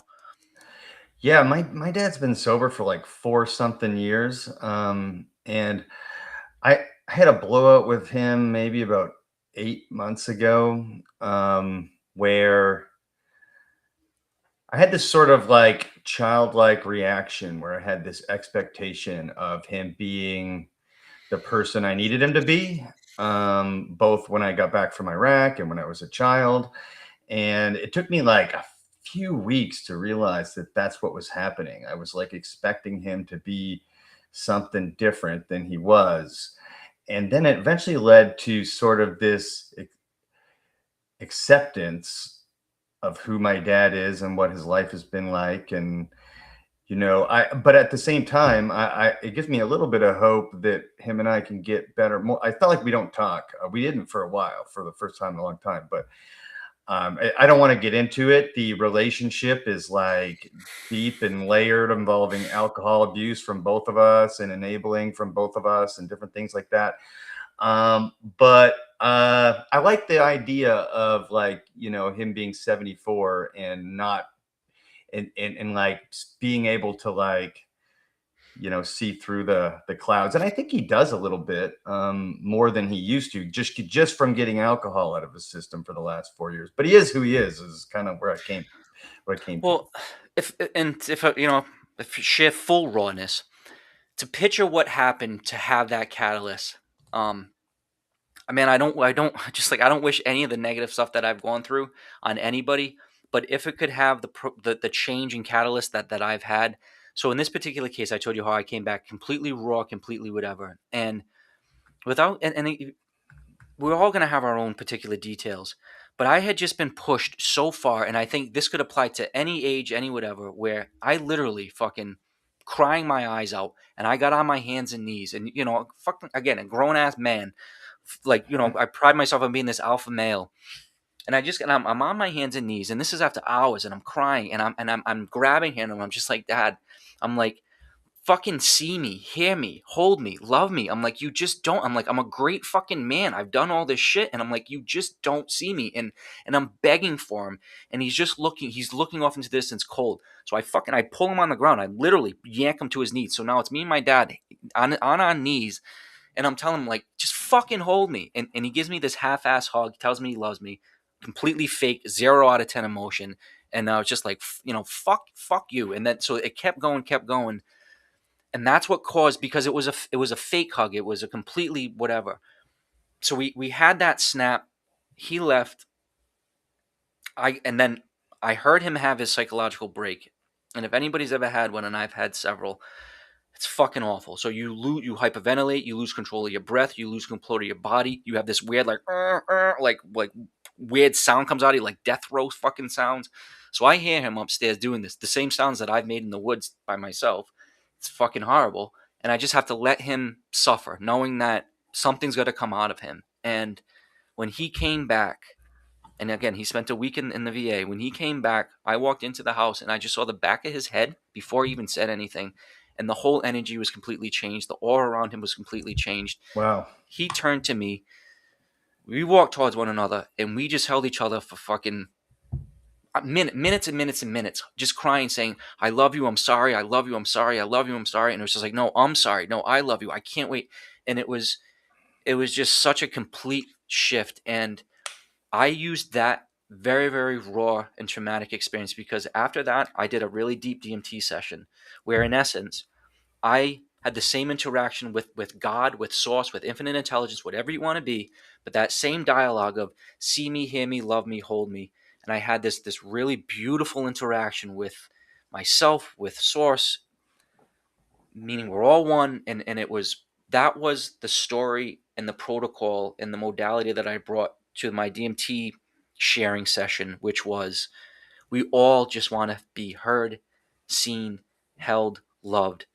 If we can have that with the people around us, and then we can have that with ourselves, and then with our creator, whatever that may be, like, that's it. And for me, the when I shared with people the DMT experience, that was what we were striving for, and they all hit it 100%. They all came back and was just like, yep. In essence, God saw me, heard me, loved me, held me. I am them, they am I. We're all one. This is beautiful. And it was just, again, not like life is fixed and now I can go home and everything's good, but it was just like, oh, I saw what I need to see. I can never unsee that. I can never unfeel that. I never need to know where my internal light is coming from. And it's not from money. It's not from status. It's not from clout. It's not from any of that shit. It is an internal light that is eternal and radiant. And once you get into tap into that, like that's it. And you can see the sparkle in people's eyes that have seen that. And it can come from different things. Again, it could come from a traumatic event. It could come from a near-death experience. It could come from, you just lost your wife and kids in a car accident and you just had everything sucked away. And now you've had to, have your moment with God. It all, we all kind of get to that mountaintop in our own way. But man, once you realize how powerful you are and that you have all the answers to your issues, you want to share that message with others, because you see loved ones banging their heads against the wall, and it's like, dude, just get out of your own way. Just stop self-limiting, stop self-sabotaging. Definitely stop being an alcoholic drunk asshole. Definitely stop doing stupid shit that don't eat like crap. Don't be 40, 50, 100 pounds overweight. Don't, like, you got to take care of yourself and do the easy stuff. And that, like, once you see that click in people, it's fucking awesome. Adam, I have so much love for you and your vulnerability. And I think that's what makes you a special guy, is that you're not afraid to be vulnerable. And, I just was thinking while you were talking there, about my dad. and how I don't know, definitely not during his childhood, and maybe not for a very long time has he been held, like decades, by another person and really hugged and loved. And I think I think So, you inspired me to go do that. do And I it. almost cried while you were Uh, talking, while I was thinking about that. well, and you said you want to talk to my friend Michael. So again, this big burly badass dude, right? And I when I went into this space, it was I'm the alpha male energy, and I was with actually a bunch of women, so it was like that was kind of my role in my space. Um, but now here's this guy, and so again, this is how I talk with everybody. So him and I are sitting at the dinner table, being like, so I know you outweigh me by 40, 50 pounds. I know you're a trained killer. I know you could fuck me up if we ever got into a fight. I know you're physically superior than I. Like, all of that. But then I'm looking at him dead in the eye, being like, and I don't give a fuck. There's nothing about you that I'm scared of. There's nothing about you that intimidates me. And quite honestly, once we get into that higher elevated psychedelic space, that's where my power comes out and shines. So here I am talking to this badass that could fucking crush me.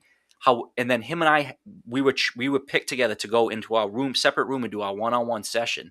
And it was like, all right, this is either going to be horrible, and we're both going to like want to kill each other, or we're going to figure out a way to hold each other's space. And I share this because for those men out there that feel as though maybe they don't need to be embraced by another man, or maybe they want to embrace the feminine and loving, and yeah, it'd be cool to get some hugs from some females, but I don't need that man to man shit. Yes, you do, because when I went into that space with him, so again, I just spent days trying to truly trying to set the intentional space and protect it and be the protective energy. And when I went in there, so now I'm laying on, and this was with 5-MeO DMT, and we were going deep, and this was with multiple sessions for a long time. So like we had a vape pen, and we could just keep going and going. And once I felt comfortable, I pushed it really, really far. And for the first time ever in my psychedelic experiences, I had this, and I've had male energies there before, but this was this was a fucking badass, truly like the most badass male you could have. And for the first time, I felt his embrace. I felt him protect me. I knew instantly that if that house caught on fire, he would pick me up like a baby and cradle me. If there was a grenade thrown, he would throw his body on it. And that I instantly, within, and I had known him for now, a day and a half, but that he would protect me the same way he would his mates out that he served with, and that he would protect my body, my soul, and my well-being with everything he had, and that he would take a fucking bullet for me. And I instantly knew that because that's what he was conveying to me. And because of that, it was just like, oh, wow, I can let go in this space. I don't need to be all protective, and I can finally be cradled and protected. And when I did that, when I finally let go, he pushed me through into a different psychedelic space that I hadn't been before, where I could finally just let go. And man, I came out of that, and him and I just had the most beautiful embrace. And then I held space for him, and then I was able to pull him further than he's ever been. And we came out of it like two giddy guys coming down, who even said to his wife, who I had just the day before had a really, really, really deep intimate session with. And I was like, oh yeah, me and Mike just consummated a fucking relationship. And it was like, because we just went so deep and so tight. And again, and this maybe ties into the power of being in a group, and how there are benefits and pros and cons there. Man, I did not know I needed that, and I did not know this what it felt like to have the safety of another man physically protecting me, but then in that psychedelic space, it was fucking awesome. And there are some people that may need that, and like you're talking about, like you're potentially exploring these psychedelic realms, to know that you've got some protection there, is really, really, really powerful. um, Yeah, I can't wait to talk to that guy. I'm really excited about that. I want to get to Jim's question. It's been sitting there for a minute. I think you touched on this, that you've never had like a bad trip, but have you ever perceived negative black, quote, demonic energy waves in a room, or leap from person to person during some of your experiences? So I see dark energies and kind of feelings and vibes, I guess, would be like the weight of the room. As far as demonic energies or attachments, I think that there's two things that I would like to point out. Um, I mentioned how I spent almost a year living on the road, thinking about committing suicide. Really, again, it wasn't a rash decision. It wasn't 1 or 2 bad days. Like, I had a lot of interactions with myself and inner dialogues. But there was one time, and I was in Vegas. My parents had gotten me a hotel room, so I remember having finally been able to get off the road and chill. And yeah, this this was a tough one. It was a full kitchenette, and I took one of the biggest knives that they had, and I felt like I had no control over it. And I was looking in the mirror with this knife held up, and I've got it covered now with my beard, but I have where the knife was on my throat, and I could see in the mirror a very, very clear attachment, an entity. It wasn't just like my feeling. It was like, oh fuck, like there's something behind me laughing at me, being like, watch what I can do. That that is an experience that I've hopefully will never have to experience again. But that was the first time that I saw an attachment on me, and it scared the shit out of me, and it almost took my life. Since then, I've been able to look at that kind of energy and say "fuck you" and build my presence around it. But maybe to answer his question more pointedly, when I said I've never had a bad trip or any kind of weird attachments around anything like that, there was one time when I did blast off and I'm going into this space, and I did feel as though I had, I don't know, a negative energy come at me, and it did maybe feel like a scary monster kind of look. And I just remember kind of looking at it, being like, "Nope, fuck you, not today. I'm not the guy."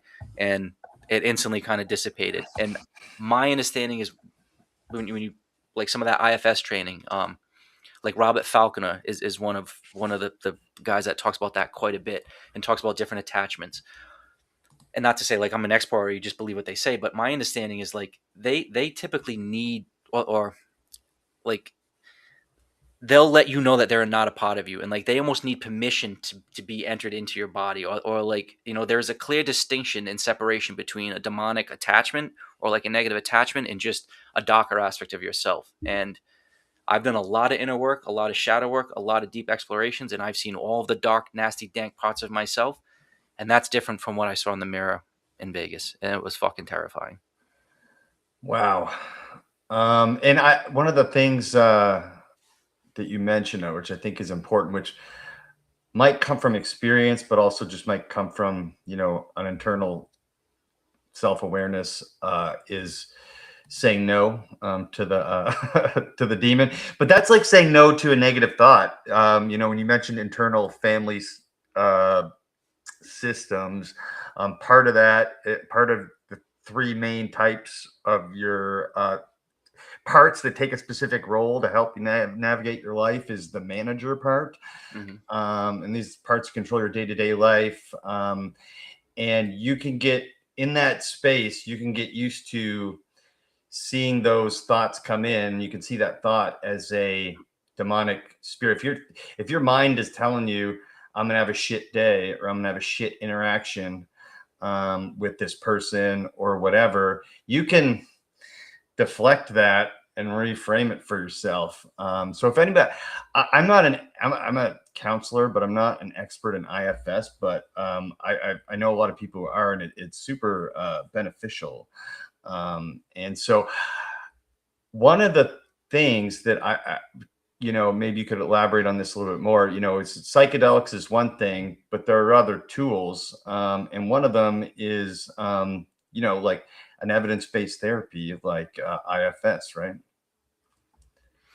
Yeah. And I think the big kind of overarching part of that or picture of that is just knowing that you need to take some time for yourself to do that inner exploration. And yeah, I found helpful with the IFS is, and I think maybe a good way to visualize it is that movie Inside Out that was, a couple years ago with like the Yeah. voices in your head.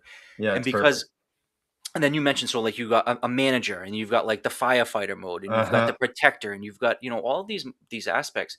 And for me, that was really helpful because the shit that had blown up in my life, it was I had, screamed at a bunch of women and got a restraining order against me. I had threatened to kill a man. So like I had this like trigger part that was like this Hulk, like raging part. I had this part that was never trusting of any women because I had felt that I had been abandoned my entire life. And I had all of these things kind of like chirping in my brain. And it was finally when I realized that it's not me as a self that's broken or fucked or like, reaching out crying saying listen to me. It was I had these different aspects of myself, and they were all part of me, and they were all a beautiful part of me. And it wasn't, and this I think is an important part of somebody that may be battling some of the chatter in their head. It's not dissolve your ego or disassociate from your ego, or like, oh well, I never, or shut up those voices in my head, and all right, so Adam, get rid of the angry ones. It's no, embrace them, learn who they are, understand why they're there, give them a seat at the table. And if there isn't a seat at the table, create a seat at the table for them and let them know that they're going to be heard. Again, to all those little parts in yourself, I see you, I hear you, I love you, I understand why you're there. Thank you for protecting me, whether it be as the 4-year-old little boy that had to run from being abused, or whether it be from the 25-year-old guy that was masking it in a bourbon, whatever it may be. I love you. You're here. Thank you for protecting me. And then your higher self can understand, what aspects of those parts of you need to be heard. And for me, again, it wasn't telling any one of those to shut up. I still have all of those parts to myself, but now I don't let the angry guy control me. I don't let the guy that has zero trigger. So like I don't have road rage anymore. I don't stand if I have a long line in a grocery store. I don't get pissed off anymore. Today I was 3 minutes late for work. That would have normally pissed me off to the point where I've been like this, where it's like I don't give a fuck. I'm 3 minutes late for work. Like in the grand scheme of things, it's nothing. Um, but yeah, just to be able to take a step back and not be fucking triggered at everything. But then also, if I could on that too, when you do get triggered, or when you do have the signs, listen to them. Don't mask them. Don't just drink them away. Don't sweep them under the rug. If you're getting indications physically or mentally or spiritually, listen to those signs and lean into them. Yeah, you called it the higher self. IFS calls it the core self. My friend Ed here calls it, the observer. Observe the observer, right? Like there's this, and anybody's even practiced even basic meditation, you can see that you can observe yourself. In IFS, there's the other main part of you is your exiles. These are the vulnerable and wounded parts. They often hide pain, fear, things like that. But like I think one of the most important things about IFS is giving those guys a seat at the table too, and telling them that it's okay. It's okay. I see you. You've been protecting me for Right. something, and thank you. And all these tools, I think, integrate well with the psychedelic experience. Like knowing that you can do that in the middle of a darkness retreat, or knowing that you can do that in in an intense psychedelic experience, is valuable, I think. And I to add to that, I think why, or one of the reasons why, is that you really can't lie to yourself when you're on psychedelics. And I say that one of my first kind of epiphanies was when I was on 5 grams of shrooms, looking in the mirror, crying to myself, being like, well, you're 40 pounds overweight. You're the one with the muffin top hanging over your shit. You're the one with the bags under your eyes. You're the one that blah blah blah blah. And it was just like, wow. Like I've been blaming all these other people, and it's you asshole. Like you're the one doing this to yourself. And then again, looking for external solutions to all of my internal problems. But the beauty of being able to look at yourself honestly with no bullshit. And again, I say this often, it's very easy to lie to your friends, to lie to your spouse, to lie to your therapist. It is impossible to lie to yourself when you're deep in that psychedelic space. And then what really carries through for me, and I think this is, if everybody could do this solves almost everything, where it's like, I always do everything as if I'm being recorded, as if I'm on camera, that I always have to be able to say why I did something. And I always feel as though not only God, or whatever that sense of self is there watching me. My Pepe, who anybody knows me, he was the most influential person in my life. And now that I've done these psychedelics, I feel like I truly have these DMT entities that are over above all of that, where I always have to hold myself accountable. Where in that space, again, you can't lie. So it's not verbal communication. It's telepathic, and there's no way of skewing it. So I can't say I wasn't jealous if I was jealous. I can't say I wasn't insecure if I wasn't, or I can't say, oh, I wish that person well if I'm talking shit about them. Even to the point where I can't tell somebody, hey, I really like your shirt, if I don't like their shirt, because I know I always, always, always have and will be held accountable for that. So that is such, and it sounds like, oh man, that's going to be so challenging. Like you're always on camera. You always have to act like no, it is so liberating, so enriching, because you're just free to just be, and you never have to fucking perform. And again, the once you have experienced that personally and you've completely lived that, so you're comfortable in your own skin, you understand all of the parts of your psyche are in place. You give that that luxury to everybody else around you. So it's not you try to convince everybody to think the way you think, or you think politically like I think, or think whatever. It's, you know what, I give you the grace and the space to have your own experiences, and I'll let it's this really beautiful way of interacting with another individual where um yeah, there's no ulterior motives, there's no manipulation, everything is just upfront and honest, and there's no way other than just telepathic raw, here it is. And if people could start doing that, like, I don't know, like that that's lacking very, very much in today's society, is authentic, raw, honest communication where not only we express ourselves, but we put up our own boundaries, we put up our own expectations.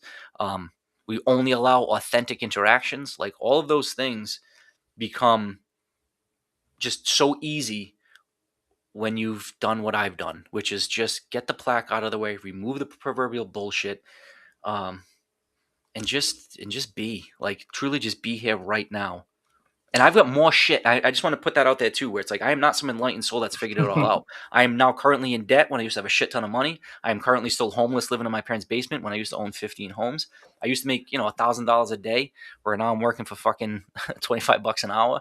Like, I've got a lot that has changed and that I'm moving and shifting. So it's not like, yeah, like I've got to follow my path.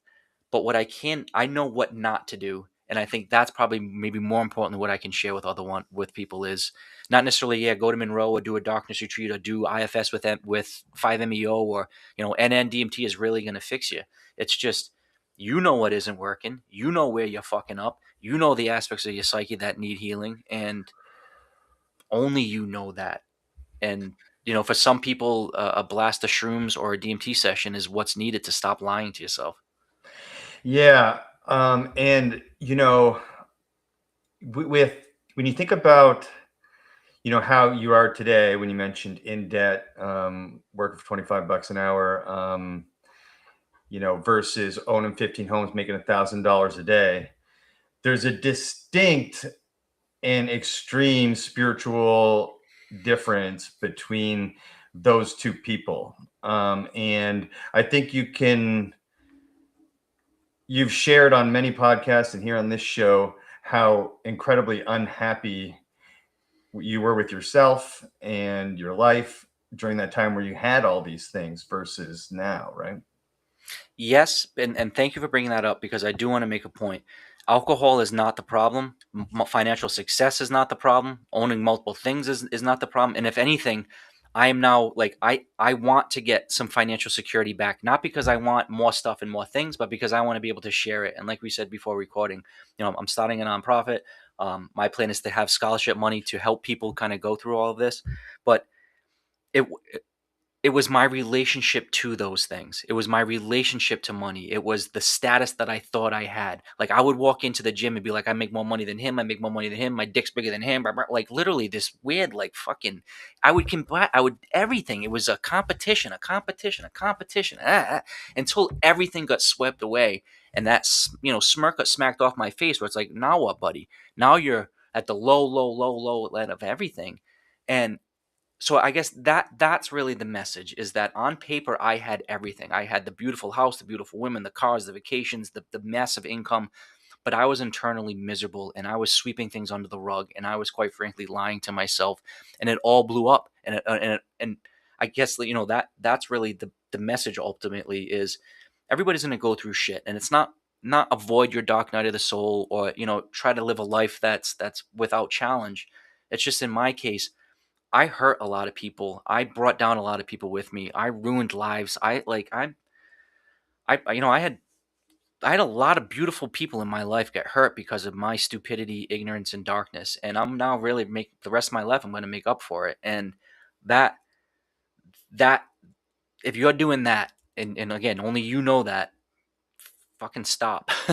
Stop. And because it's like, not only get out of that same self-destructive path, but on the other side, when you live in light, in levity, in laughter, in connection. And it sounds so kumbaya corny, like, oh yeah, this Ram Dass, be here now and love and light. But take it from me, from somebody that was so uncomfortable in her own skin, that literally wanted to jump off the cliff, and I couldn't even stand being in my body for one more moment. And not only my body, but I wanted to take out society with me. I was going to go out with a fucking bang, to now be so comfortable in my own skin. And maybe, the goal of all of this would be, if we can get to the point where our soul is content to truly, again, be here right now in this physical manifestation, in this human, meat suit, and not want to transcend to something else, or not to try to reach nirvana or heaven or a home planet or the fifth dimension or ascend to whatever. It's like, or be, oh, I want to be the soul of an eagle or a whale or whatever. It's like, if we can just be comfortable, and I can say that with full humility and all honesty, my soul is so happy being right now, Adam Butler, 45 years old, with you talking right now, with all the chaos in my life, because I really feel like it's divinely perfect, and I would not trade my future or truly my calendar of fun shit happening with anybody's. And it's not like Adam Butler's got the way and find my way.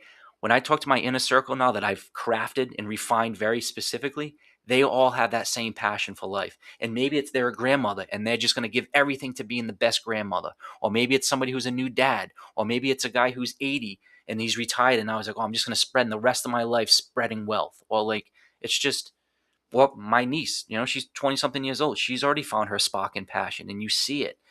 But then again, you see it when people don't have that. And it's a very, very clear, it's like two literally different species. It's like people that have covered in plaque and are walking around like fucking zombies, or the people that are like, oh, let me help my neighbor. It sounds so obvious, but Yeah, it's simple, but not at the same time when you have all that plaque. Brandon quoted one of my fave songs. If you want to make yes. the world a better place, take a look at yourself and then make a change. Michael Jackson. And, the simplicity of that message is visible.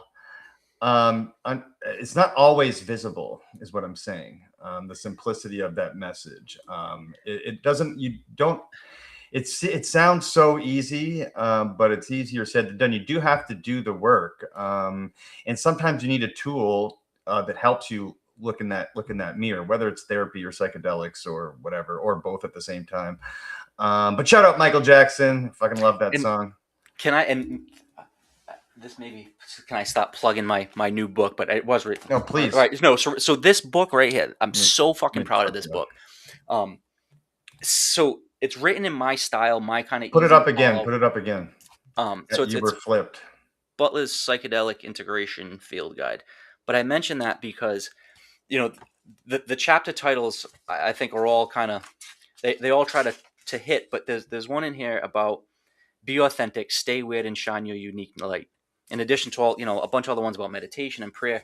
But that concept, because you bring up Michael Jackson. So I talk about like, the dance moves of Elvis, or the laughter of Pee Wee Herman, or the architecture of Frank Lloyd Wright, or like all of these people where it's like part of being comfortable in your own skin is just to be authentically you, to be weird.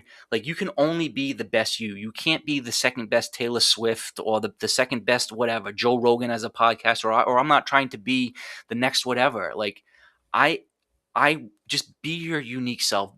Be the artist, be the content creator, be the whatever that you were designed to be. And that's really applicable to the youth growing up today, where I can only imagine that the social media pull on them, where it's like the world is striving for authenticity. The world is striving to be weird. Like, dye your hair different colors, wear the clothes you want, sing the weird song you want. So like when you quoted Michael Jackson, I think about the last time I heard that song, which was not that long ago, like a couple weeks ago. I remember just singing it out loud in my car and just, who gives a shit, looking like a fool and just fucking jamming and being like, yes, Michael, like, this is what you do. You got to make it, like, make the change and look at yourself. And it's like, he was a perfect example, and like him or not or whatever, but like, that man was an authentic musician, a creator. He left a lasting impact, and that dude shined his light bright.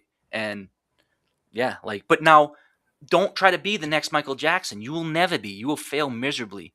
Be the next Dave. Be the next Adam. Be the next, whoever you are, and do it fucking awesome. And that's from somebody that like that. I think why my message is resonating, and even just from the comments in this live stream, it's Yeah. not. It's because I'm being true to myself, and I'm not trying to come out and be anything that I'm not. I'm not trying to say I have credentials that I don't. I'm not trying to say I'm better than anybody else, or it's just it. This is me, and this is what you got. And if you like it, cool. If you don't, cool. But like, it's just so easy for me where I never have to practice or prep for this shit. Writing my books is so easy to just flow because it's not. I don't need to reference other people. I'm not trying to pull from other people's perspectives. It's just, no, this is me. And when I engage with other people, it's just so great when they finally let loose and just like, oh, this is just you. And the conversations that can then get into the crux of the matter. And it very well may be, maybe like your dad just needs a fucking hug. Oh, And he's and, and, getting a, one. and a long one. And then Oh yeah, one that's from me and exactly then right. one from them. And then it's just like, I'm gonna do it till he's uncomfortable, and then keep going, and then keep going, and then keep going until he is comfortable. yeah, and then show him a picture of me and being like, and this guy's hugging you spiritually, just so you know. This guy's rubbing his beard all up in your face right now. Love it. Yeah, you mentioned the youth of today, and the world's changing very, very, very, very, very fast at like breakneck speed due to technology and AI in particular.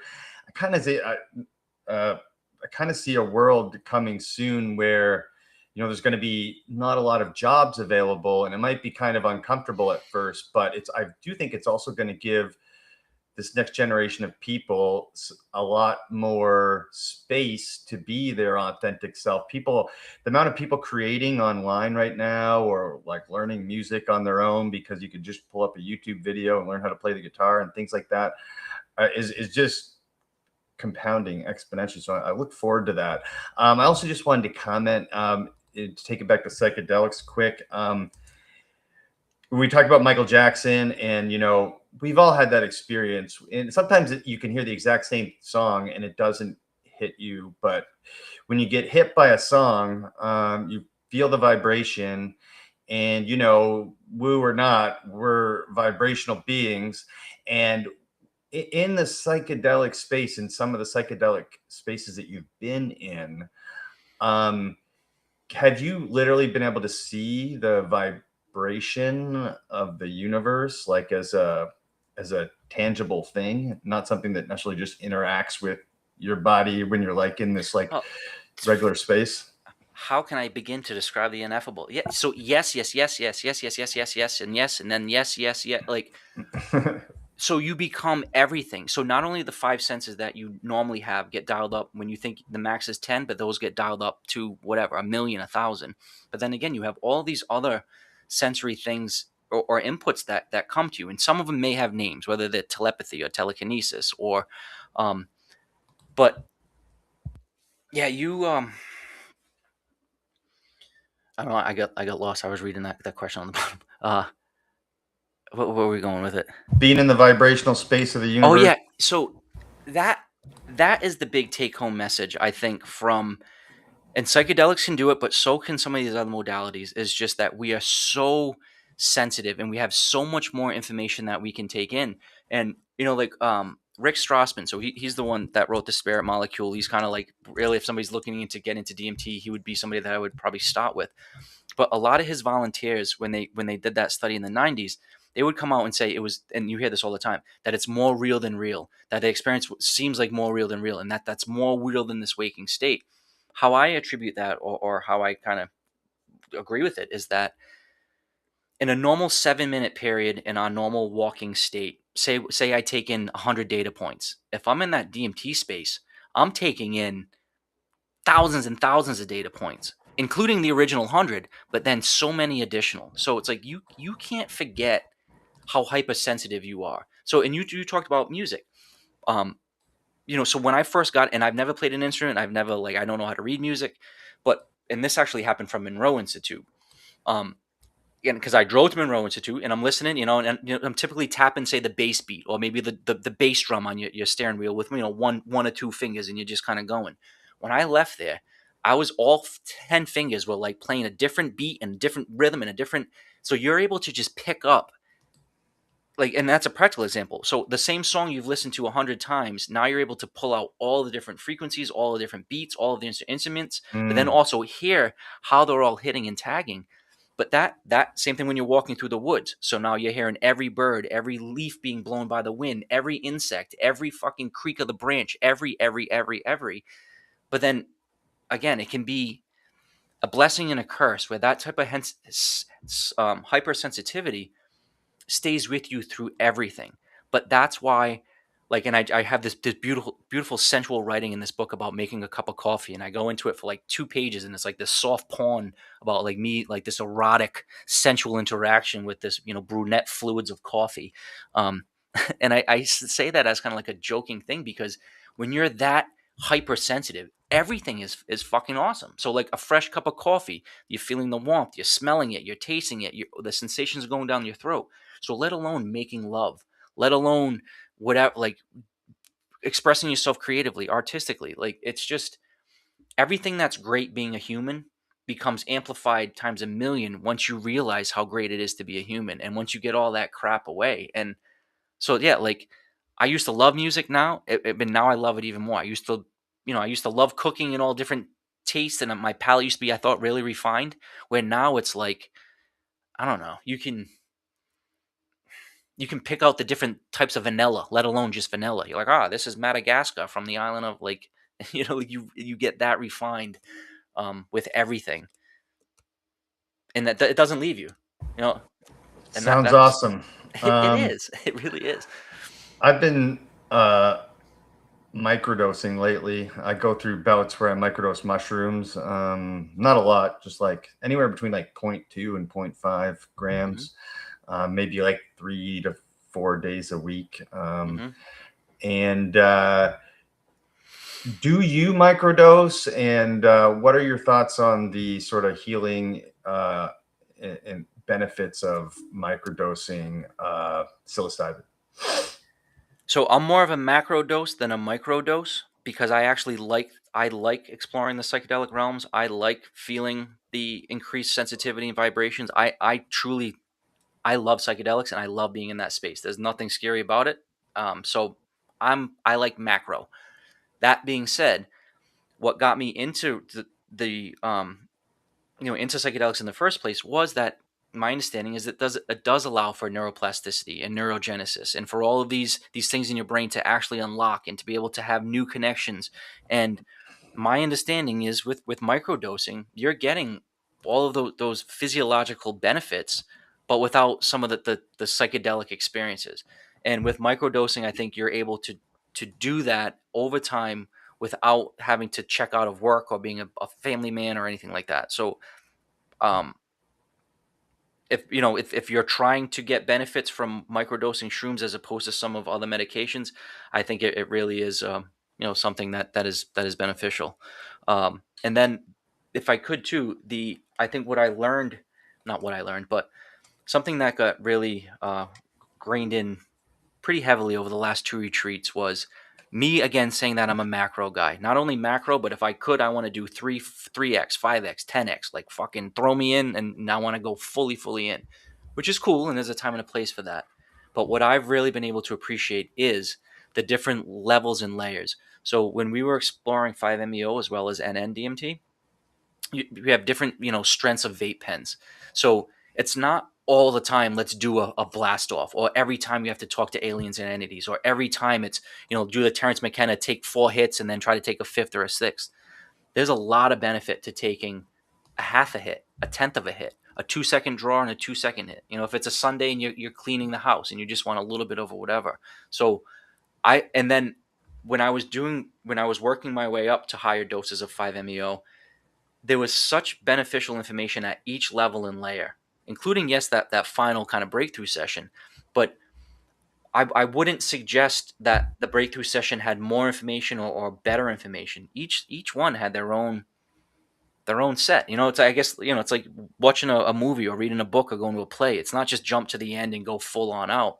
You have to kind of build up to it. So, and for people that are just getting started with, again, NN-DMT or 5-MeO DMT, that modality of not just having a one and done, hey, you've got one shot, go all in and fucking blast.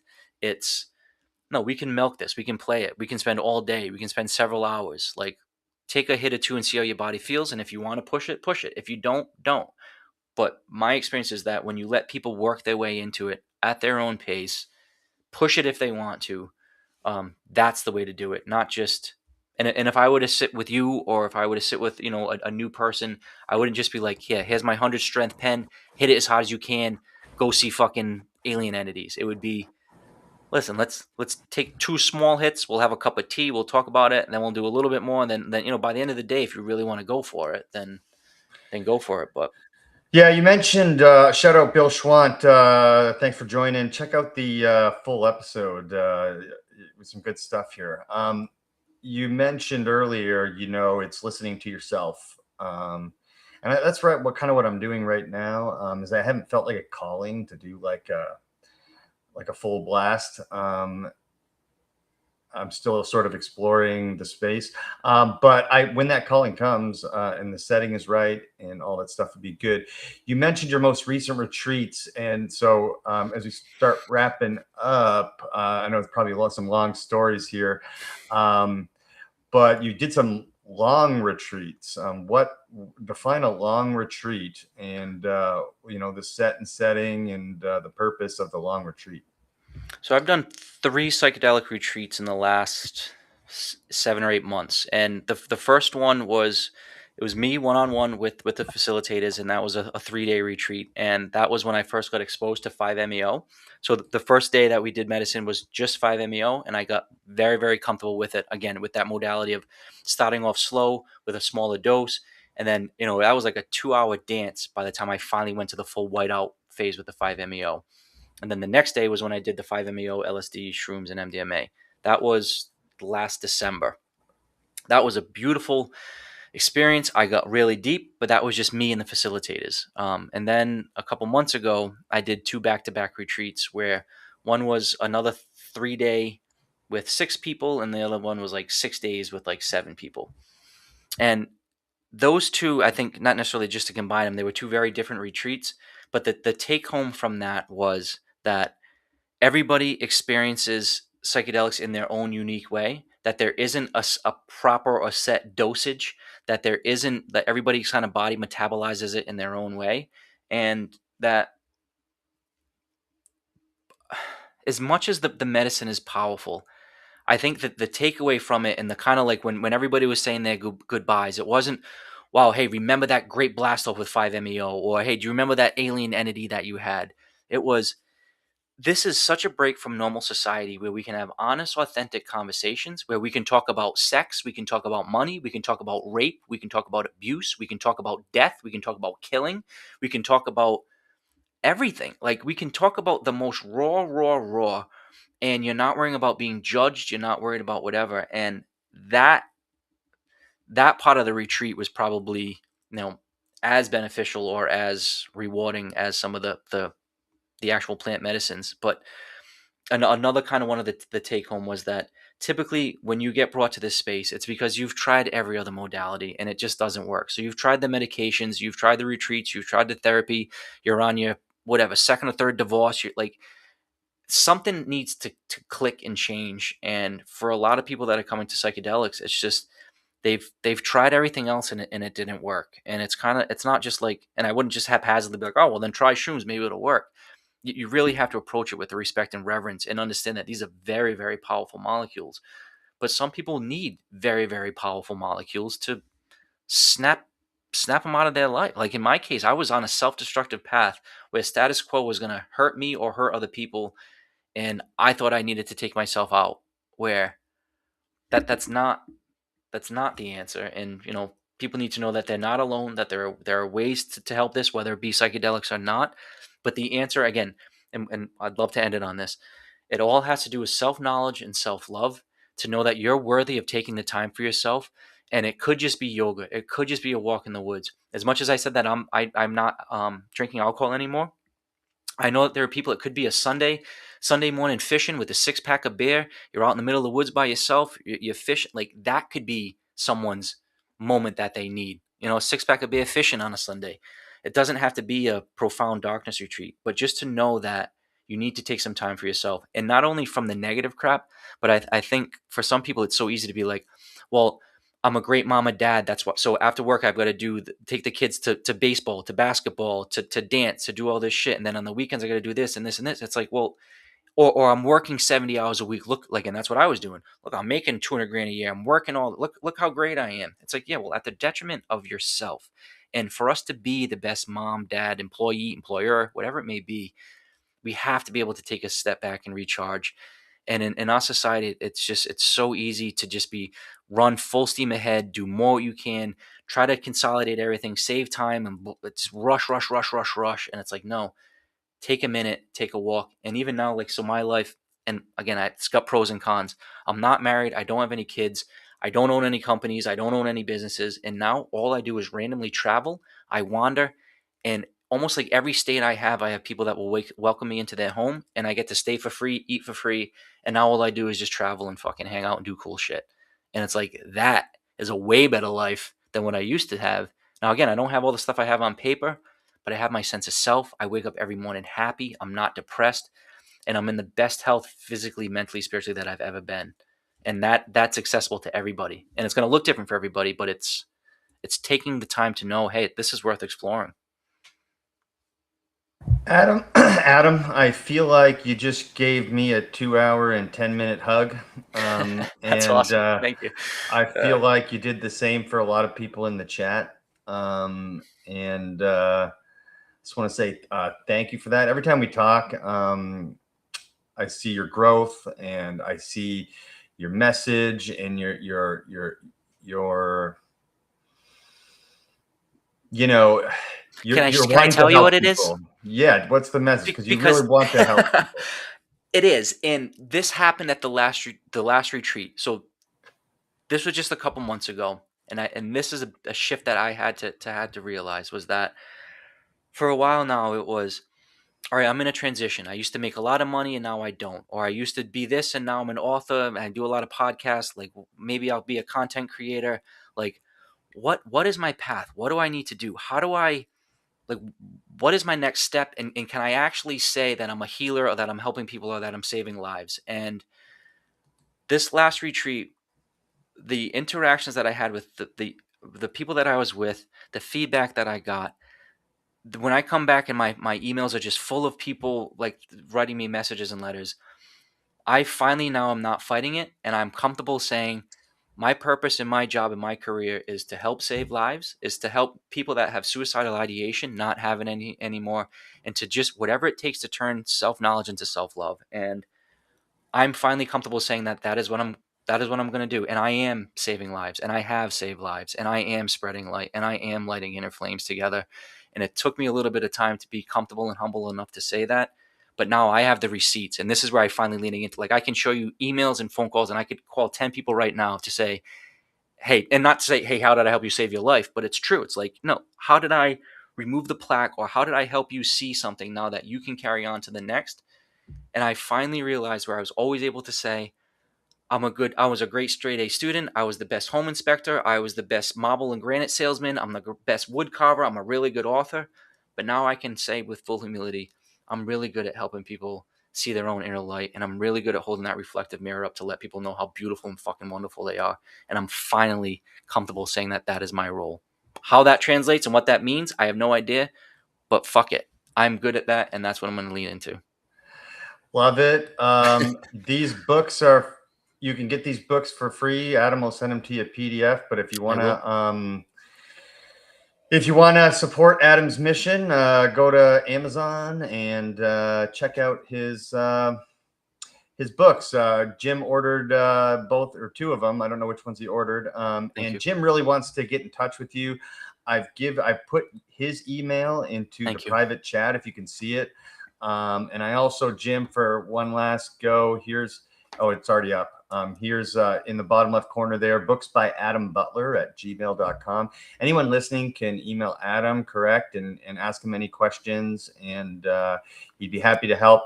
And if you would tell us one more time quickly about the nonprofit, and if anyone wants to get involved in helping with that. So I've been working with a mentor for the last 5 or 6 months, kind of getting everything ironed out. So I'm at the point now where actually, like next week, I'm going to be incorporating with my Secretary of State here in Rhode Island to get the legal, corporation up and running. And then you have to file for your nonprofit status with the IRS. I'm going the fast track, which they say it should take about 12 weeks. So I'm hoping, in 3 or 4 months from now, I'll have the IRS, oversight and status to be the nonprofit. And very, very simply, my mission statement is to convert suicidal ideation into self-knowledge and self-love. And it really is just to help suffering in any way. And maybe it's darkness retreats, maybe it's scholarships for Monroe, maybe it's just giving somebody grocery money or filling their oil tank up. I just know that my year living on the road, my wallowing in my own darkness and my own funk, that some cases it could just be money is that's a big obstacle for a lot of people. And I still have millionaires and billionaires in my phone. I still have connections to all of my business connections.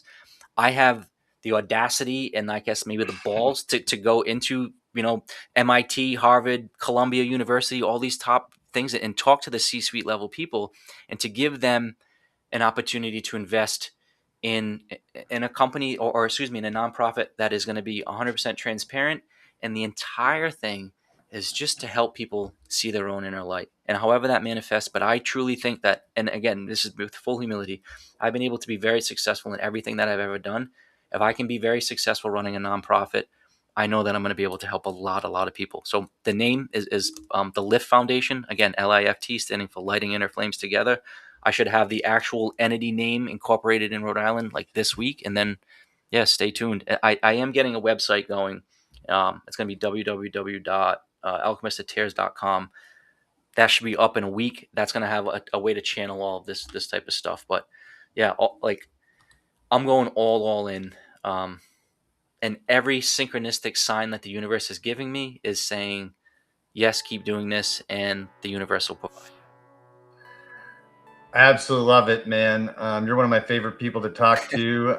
Thanks, man. I was last couple of weeks I've been like doing 2 different basketball because this was perfect. This is just what we needed when we needed it. Yeah. And if you're doing that with your totally family, agree. that's awesome and good for you. And you look good. You sound good. I'm glad. It's not with my family. I do it volunteer at a school down the Even road. better. And I don't have kids. It was something I always wanted to do before I did a bunch of other shit. And now I'm just leaning into doing whatever makes me happy. This makes me happy right here. Coaching basketball and working with kids makes me happy. Man, coaching with basketball really takes up a lot of mental space because I'm like learning a lot, but like then I'm also like at night, like I'm trying to sleep and I'm like thinking about different things. There's so many things, so much that goes into it. Anyway, I'm just rambling. At Adam, I have 2 folks in my family with suicidal ideations and no way to talk with them and help. So please. Available, and I mentioned how I talk to typically fans or whoever you want to call them damn near every night of the week, and it's some of the most rewarding time that I can possibly spend. So I am open, I am available, and if you think my words can help your family members, I will happily spend some time with them. And I wanted to shout out the chat. A lot of people stayed with us through the whole episode. Thank you so much. Adam and I are super grateful that we're able to spread these messages to you guys and that you guys are able to spread these. I mean, look right here. You guys are able to spread these messages to other people in your lives and to yourself, and making connections here. And that's what I like to do. I like to make connections, spread knowledge, spread light, spread love, spread truth. And a big hug. And a big hug for everyone. Yes. Look out, Dad. You're getting one. And don't make me come, Dad. I'll come down there. Yeah. Yeah. I didn't realize you were in North Dakota. No, I'm in Rhode Island. Oh, okay. I was talking to somebody from North Dakota. Got it. Okay. All right. Cool. Yeah. So yeah, anybody on the East Coast? Rhode Island accent.